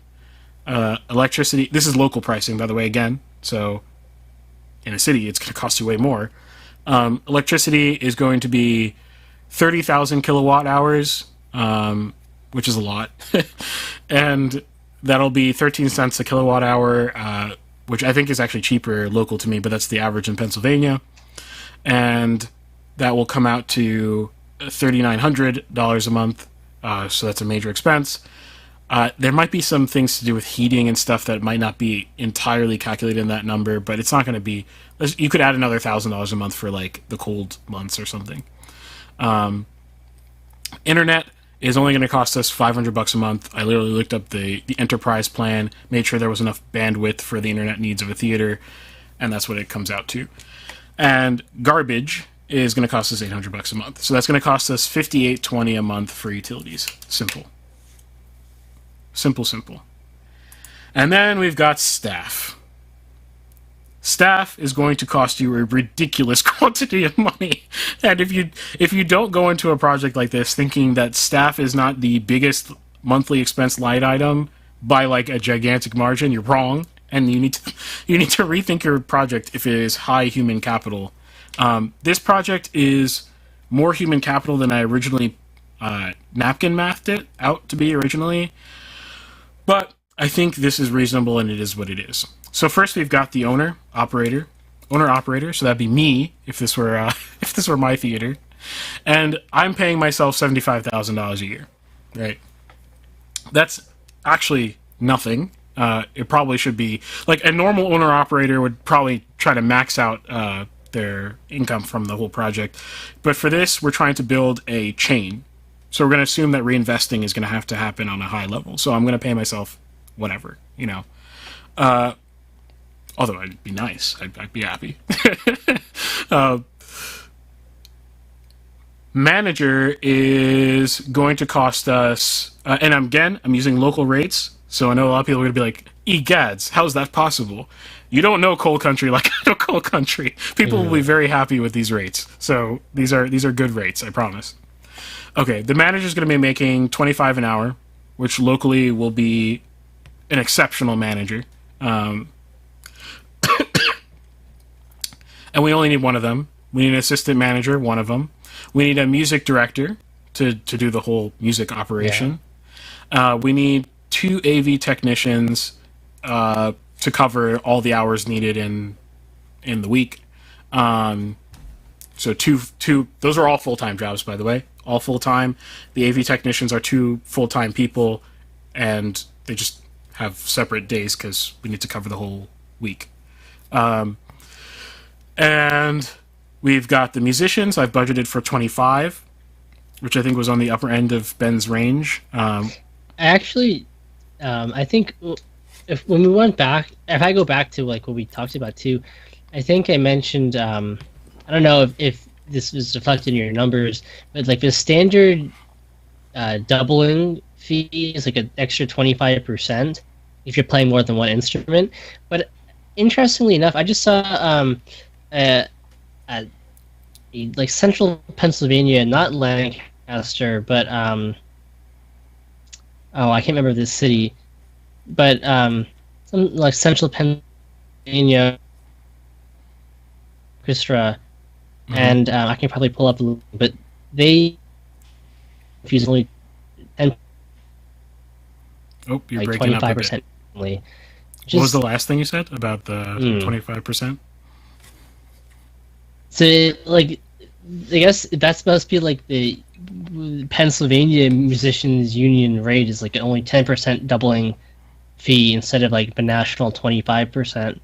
So that would probably reduce your cost a little bit. I don't know how much, but yes, yeah. We'll have to discuss the musician salaries because I again did it based off of what locally will be acceptable, but I don't know how much draw will have to happen outside of local, and I don't really know. Okay, so then we've got ushers, and I'm bringing back ushers. We need ushers, people. One of the prior problems with the experience is people getting on their cell phone in the middle of the movie. Guess what? You're getting kicked out of my theater. I don't care if you pay for the ticket. You know, that used to be how it was in the 80s, and no one cared. Everyone thought that was reasonable. All of a sudden, everyone got indignant because they paid for a ticket, and think that means... I mean, honestly, like, you did it to yourself, so, you know, you get kicked out. That's fine. So we're going to have 5 ushers. Again, they're all working part-time, so they're fluctuating schedules. That should be enough to have 1 in the main theater and 1 supervising the other theaters during peak hours. Supervising, they don't have to be in there the whole time. They could be double dutying other things, but they can walk in and out of the theater to make sure everything is okay. Then we've got janitorial staff, 3, and parking valet for those peak hours we're talking about with the overflow lot, and we've got 3 people working on overflow time. Then we've got a bunch of expenses. Did I mention that there's going to be I'm budgeting in a cafe into this whole thing? I don't know if I mentioned that. Maybe I didn't. No, you've not mentioned that. Okay. Well, we want to have a cafe in there for a variety of reasons, but the cafe is going to be basically concessions simultaneously to make, again, the whole thing experiential. You get higher quality stuff. You'll have a window that's kind of connected to the cafe. You can design it very nicely, but also a place where you can sit down before or after, talk about movie, or movie and a date type thing is sort of self-contained into one space. So for that, we've got to have a manager, an assistant manager, who would probably also be a barista, chef, sous chef, server, cashier, busboys. A pretty large operation, actually, totaling 6, 7, 10, 12 people. Of course. Also, I assume have like food, weekly costs. Yes. Yeah, I should probably break this out and do it on its own. I should probably do that. For the sake of now, I'll just round out the math when we're done. So the total monthly payroll that you have to... Oh, sorry, I should have said salaries, actually, of some of the main people. So I want to ask those questions. So for musicians, what is like a reasonable rate for, and let me caveat it, for a regional production and whatever skill level you think is necessary to pull this off well? Well, so I'm gonna go back to, actually, let me find the posting from this orchestra. But their rates, I think, before like a 10% and like extra for like principal players, soloist players, I think it's like $120 for 2 hours and $126 per performance. Oh. Or $126 for $126, I think. Yeah, $126 for performance and $120 in some sense for 2.5 hour rehearsal. I will find the exact number. So this is the the Allentown Symphony Orchestra. Okay. So, it seems reasonable, I would imagine, as a maybe a little bit less, but this is like a regional orchestra in similar-ish, Pennsylvania. Yeah. So their pay scale is $120.38 for a 2.5 hour rehearsal, $134.24 for a 3 hour rehearsal, and $126.71 for a concert. And then so I guess like extra 10% if you're doubling. They pay principal players an extra 25%, but you wouldn't have to worry about that. And then they have a travel reimbursement of 45 cents per mile up to 136 miles round trip for people residing more than 20 miles away, which that would be not strictly necessary, but you might attract higher level musicians if you do offer that. Okay, cool. So maybe we can get away with, I just did the math out because I want to do this hourly to make this math simple. Let's say 35 an hour. Is that what that comes out to mostly? I think so. I took the one. Wait, no, I did that wrong. Like it's a little bit more than 40, I think. Like it's a little bit over 40 per hour. Okay. Should I just put 40 to like rough it out? Yeah, that makes sense. Okay. All right. Yeah. Sweet. Do you happen to know what a director would be paid? That's a great question. I do not know, but quite that would require, especially if someone who has the skills to like do this sort of thing. Yeah. I would imagine that would cost quite a bit. If let's say if musicians are making 40 per hour, I'm just going to guess. Yeah, probably 75 an hour. Ooh, darn. Okay. What if it's what if it's a full-time job though? So you're Okay. salaried. You're not. You're Right. not. So the musicians. So the way I have it out right now is the musicians are part time. So they're Right. 20 hours a week is what I have budgeted. Okay. Which I think, based off of what you said, I think is enough. That's assuming a lot of time built in for shows. That probably there's a lot of padding for shows. Right. And I guess that's why, for these per service orchestras like the Allentown Symphony, they're giving a flat fee per concert, regardless of how long of a concert it actually happens to take. Yeah, that makes sense.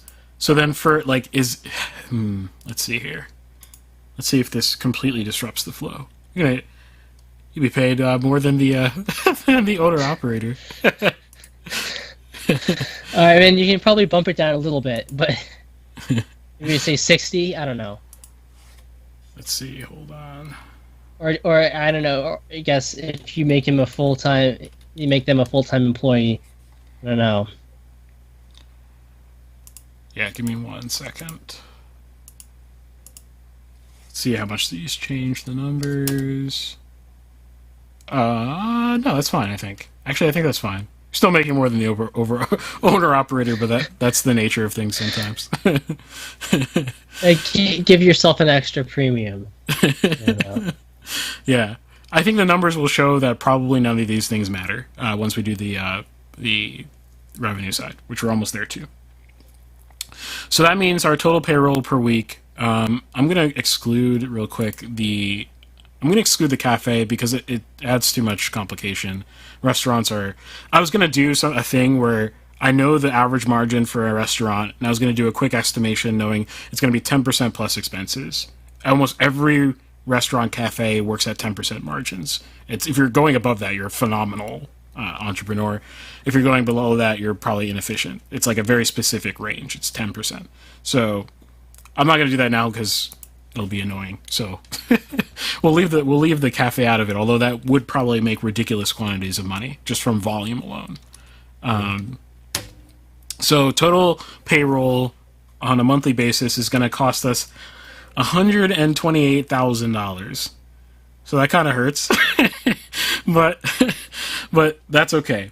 So if we go to my summary sheet here, we've got a few key numbers. So the first thing is we're going to run 2 scenarios, and I'll just talk about the one scenario first. So in this scenario, our monthly expenses are $176,000, and you can tell almost all of that's salary, right? Or almost all of that's payroll. Excuse me. And then, sorry, give me 1 second. I didn't do something. Hold on, let me just fix this. Add this number.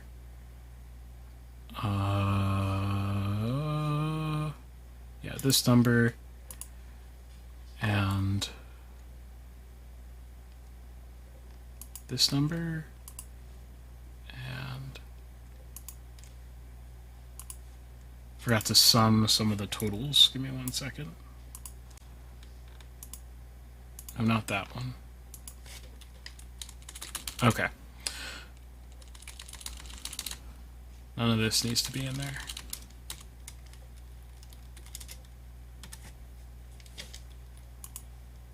Hold on. Sorry, guys.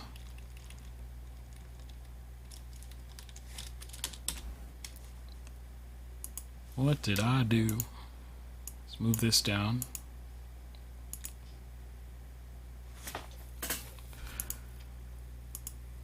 Trying to get the cash invested in the deal number. CapEx.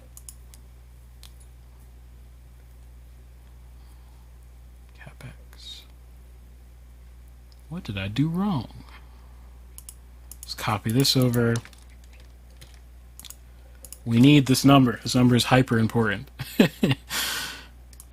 Okay, we want this, except we want the maintenance number, the equipment number rather, to be in there. 6 for this number. I should put this sheet. I'm going to put this sheet in the locals, by the way. A locals only Discord channel. So if you're a locals member, this will be for you.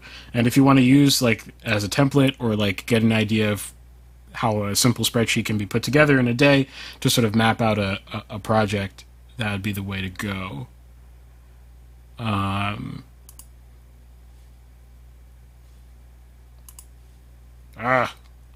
Sucks doing a live show because things like this are like, dang. Okay.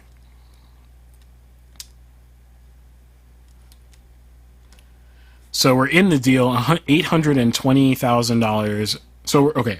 So the equipment cost is going to be, sorry, not equipment. The monthly expenses are going to be $175,000. Let's just round it to 176. So monthly, $176,000. And then our cash in the deal in this scenario would be $820,499. Now you remember that we built this building for $3 million. So how's that possible? You know, how did this happen? How did the numbers come out this way? Well, the numbers came out this way because we got a loan. We are participating in the debt-driven economy, and we will get ourselves a business loan at what's called 85% loan to value, LTV, loan to value. Loan to value is just how much of the stuff is in the loan versus a down payment.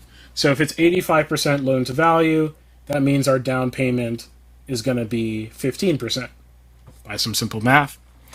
So our down payment's already calculated into our cash invested, and my math already includes the mortgage that does all the construction, land acquisition, would do also the fixed furniture on the inside and a whole bunch of stuff. So a lot of stuff is getting subsumed into this loan.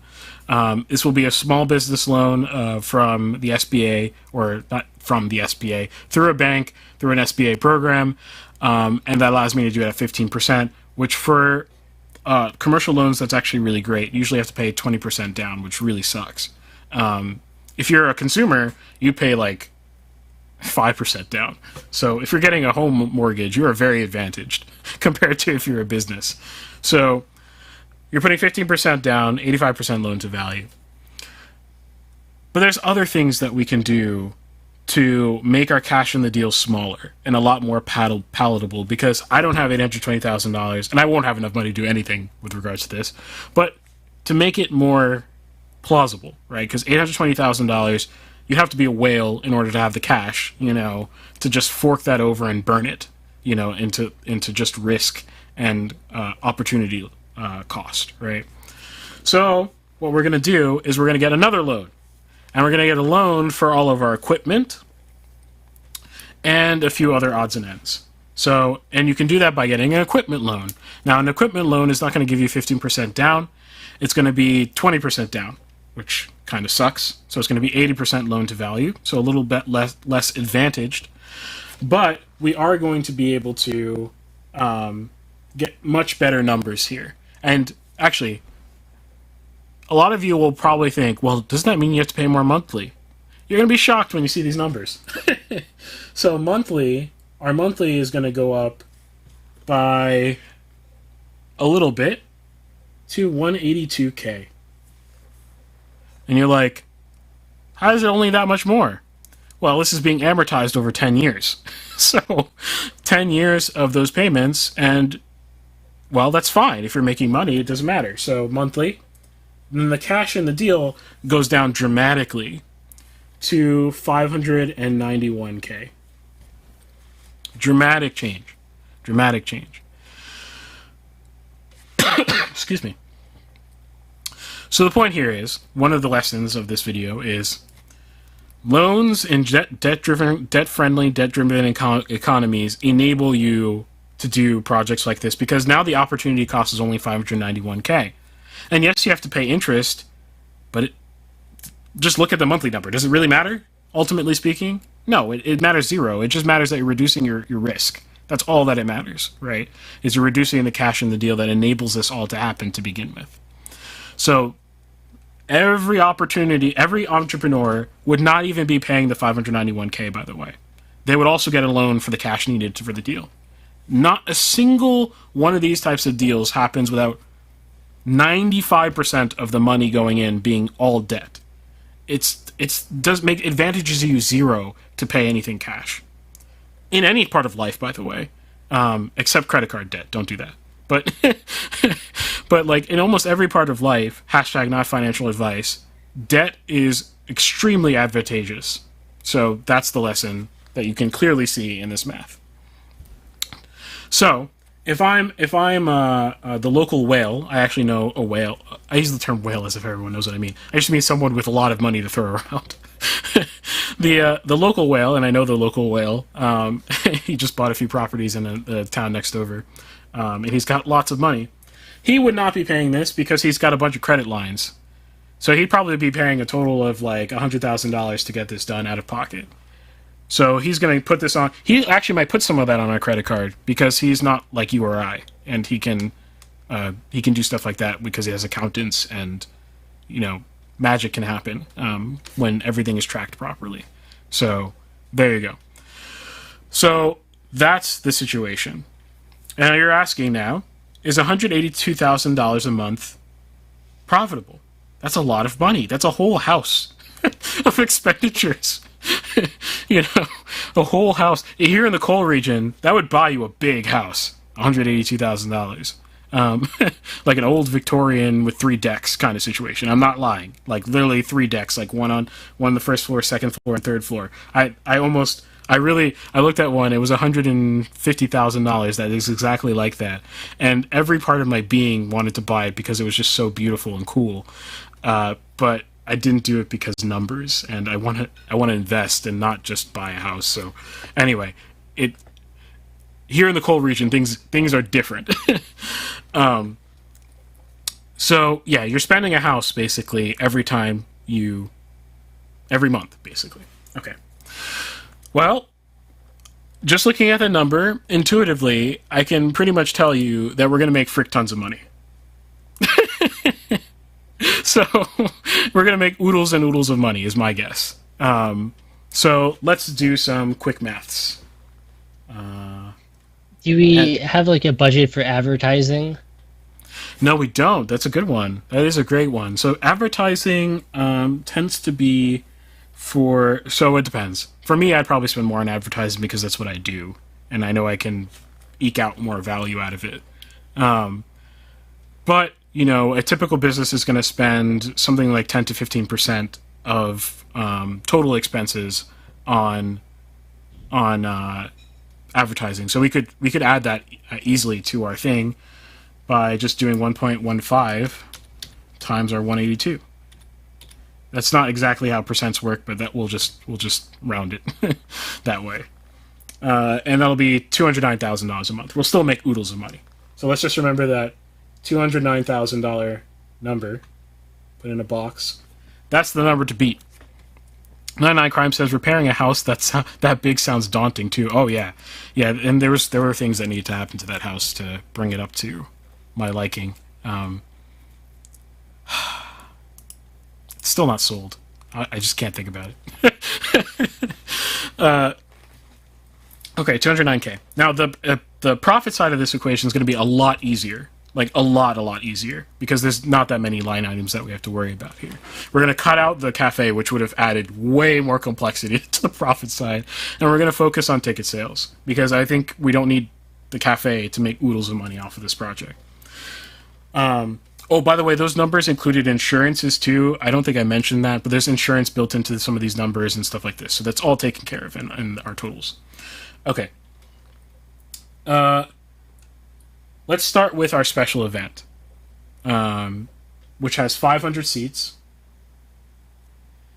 And we're going to just use averages. We're not going to break it down by day because it's just too much, and we don't need to. What we're going to assume instead is a 90% fill rate for the seats. There's a reason for that. In that this is a high capacity type event. This is regional traffic type event. you can split the traffic for a business into local, regional, and national, basically. National is something like Disney World or like, I don't know, something like that, right? It's so interesting that people from all over the country are going to come to it. We're not that, because we're not trying to be that. We might get an odd person here or there who might do that, but, we're not that. Instead, what we're going for is regional traffic. For me, I've defined my region to be a very specific, what you call a catchment, which is how many people, are in a certain radius from you that you expect to be able to come to your thing. My catchment's around 2 million people.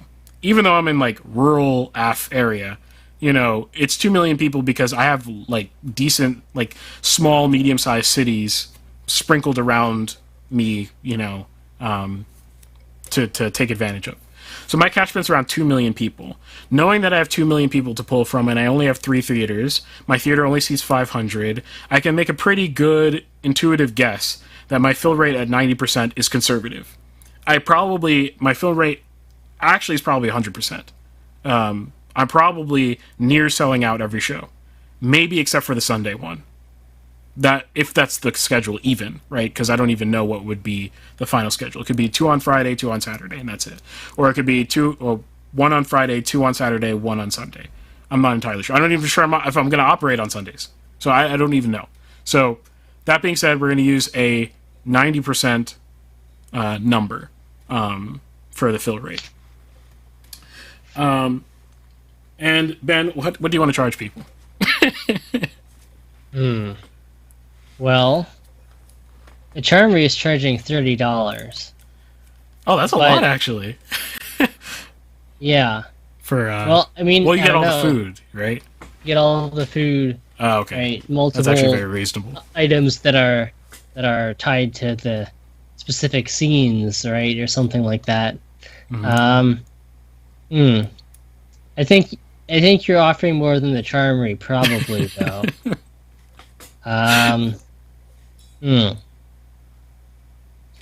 I don't know. Maybe 40, 45, maybe with like a family discount or something like that, like a under like a child discount or senior discount. So let's say average ticket price is 45. How about that? Okay. Now I know in my region that would be 100% doable. I've been to theaters in my region. They're really cheap, but like 45 is actually, I think, rather cheap for this type of experience. So I think that's very reasonable. So 45.9 times 500. Then we need also however many showings we're going to have a month, which we already discussed is 16, roughly.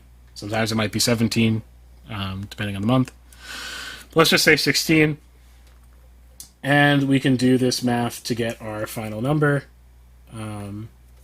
for our special show, which is going to come out to, and again, I haven't done this yet, so hopefully I'm not about to embarrass myself, times 45 times 16. Oh, no. I hate when I do that by accident. That's going to be $324,000. Well, that's pretty good. That's pretty good. That ain't half bad. Now, you're going to lose some of this money to some other stuff that I'm, again, not going to calculate. It's annoying. You're going to lose some to... It depends on if that 45 includes sales tax or not. If it doesn't include sales tax, then that's that number. If it does include sales tax, then you got to reduce your profit. If you are going to be taking online payments, which we definitely would be, your payment processor is going to take no more than 2%. I mean, I would probably use a payment processor on the cheaper side and be done with it, because in my experience, I have not found,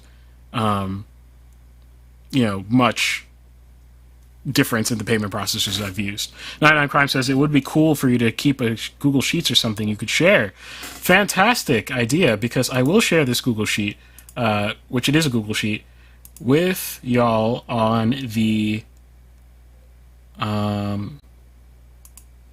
locals only chat on our Discord. So I'll plop that in there real quick.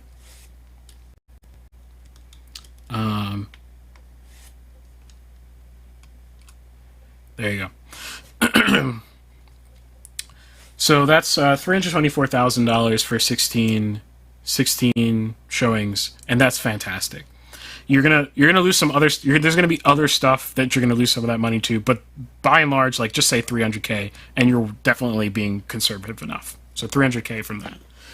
Then let's talk about our regular showings, which are happening 65 times a week, but our fill rate's gonna be way lower, and you're gonna see why this live experience is 1,000% the reason we're making money. So let's do the math real quick.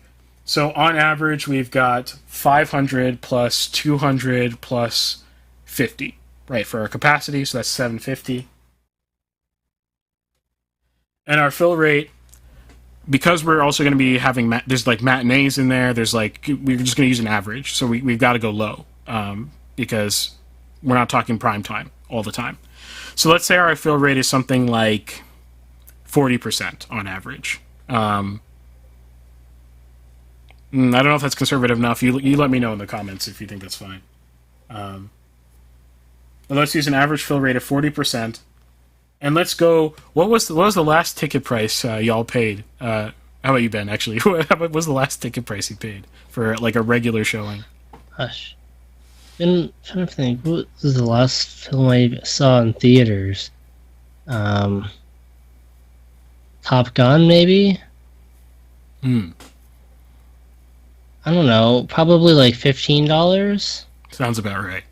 $15. But let's shock the conscience of our of our audience, and we're not even going to do coal region pricing because the last ticket I paid for was like $12 at, and I thought that was fantastic at the theater that's in the college town near me, and we're gonna go $10. We're gonna go crazy, $10. And we're going to have 81 showings. No, sorry, 81 minus 16, which is 65. 65 showings a week at these theaters. So this includes the main theater. You probably could upcharge for the main theater, make those tickets $12 easily. We're talking about gigantic CinemaScope screen. Like, we're not talking about a normal showing whatsoever. So you probably could upcharge that for $12 easily, but let's just keep it simple. And that's going to come out to 750 times 0.4 times 10 times 65. That's going to come out to 195K. So let's say our music director, unfortunately, finds a much higher paying job and vacates the premises, and we can't do live shows for a month. Are we still going to survive? Yeah, we'd still survive. Just barely. It wouldn't be comfortable. But we would survive just fine. We'd be profitable. I'd be still getting paid, which is the most important part. And we'd still be fine. So, there we go, 195K. So if we add those two things together, we do 195 plus 324, and we get $500,000 per month. Per month.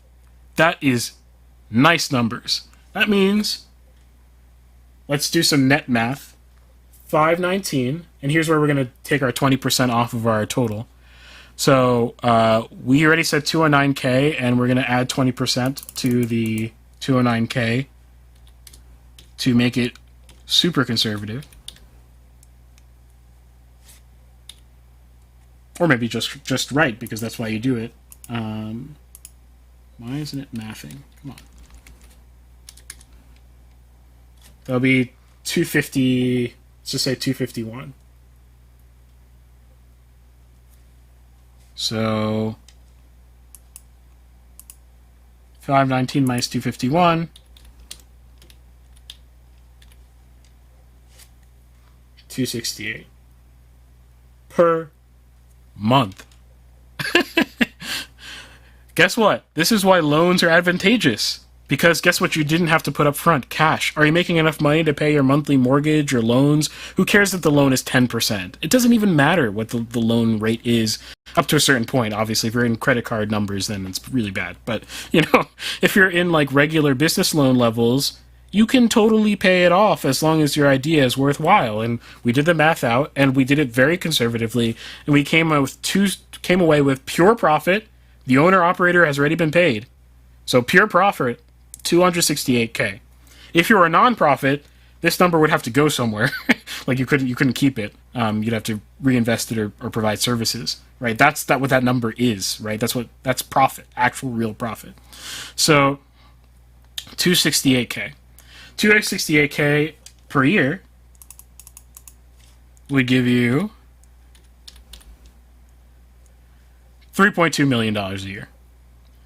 So you could probably pay down your entire mortgage if you wanted. Don't do that. That's stupid. You don't fork away cash. You should build another theater is what the number means. But you're gonna make $3.2 million a year, minus probably some fudge factors and all this kind of stuff. So can you afford to pay your music director more? Probably. Definitely. Can you afford to pay your owner operators more? Can you afford to pay any staff more? 100%. That's fantastic. Can you afford to invest in better stuff? Probably. I could probably go back and go crazier with the AV equipment. And then you ask yourself, how is it possible if you built a new theater today, and by the way, if I bought a warehouse and did it that way, which is 100% the way I would do it, because just less risky. There's less money in up front, that would save me tons and tons of money off the bat. But you're asking yourself, then why are theaters not making money? Well, they spent money at the wrong times, as I said on the show before. They spent money when things were really expensive and money was dry. And they ran up interest. You don't pay interest if you're an entrepreneur. You just don't do it. You don't pay, sorry, I should say penalty interest. Like when you don't pay a credit card and like you pay that 23%. You obviously pay the amortized interest, on a business loan. But you don't pay excess interest. You don't default on anything. You always pay. If you always pay, you're not paying fees, you're not paying nothing, right? More than what you already calculated into the deal. AMC was not in that position in the global financial crisis of 2008. They were not in that situation. In the 2008 era, they decided to pay for new seats. Those seats back then are not going to cost them $500 a month. It's probably going to cost them more because it's just the nature of economies, right? As they scale and if there's proper competition. Of course, if there's not and if there's inflation, that's a whole other thing. But prices of goods come down over time, just generally speaking. So those seats costed them more. To maintain the theater costed them more. And they couldn't get butts in seats because they somehow expected that having better seats, which was great investment, it just was bad timing. They thought having better seats would attract people in a recession. That's kind of stupid logic. Like, I mean, if you're not going to go to the theater because you don't have enough money, the difference is not really going to be the seating. It just isn't really going to be that. However, in a recession, the difference might be whether you have live music or not. Does that make sense? Like, that might be a splurgeable activity because you can't do that at home at all. Nothing proximate to it. So it just wasn't smart investing. They started paying penalty fees on their loans because they were about to go bankrupt, and they're still about to go bankrupt. They ran up the debt mill way too high at the wrong time, and they did not get rewarded for it. And they're not innovative. That's what you get. So, did I demonstrate to you just now that movies are still profitable? Yes. And why should you know that already? Because look at the box office numbers. I shouldn't have to do these numbers to tell you that movie theaters are highly profitable. Or could be, or should be, rather, I should say. You look at the total box office numbers on some of these films, it's hundreds of millions of dollars. Hundreds of millions of dollars for one movie. So, theaters can be just fine, well, and profitable if you just do it right. And that's the point of the episode. And I didn't know these numbers, how they would come out. And likely, if I were to go through it in deeply and try to make an investment sort of pitch, these numbers would change, in some way. But the core idea is that we're making tons of money, and that wouldn't change. So that's what I got.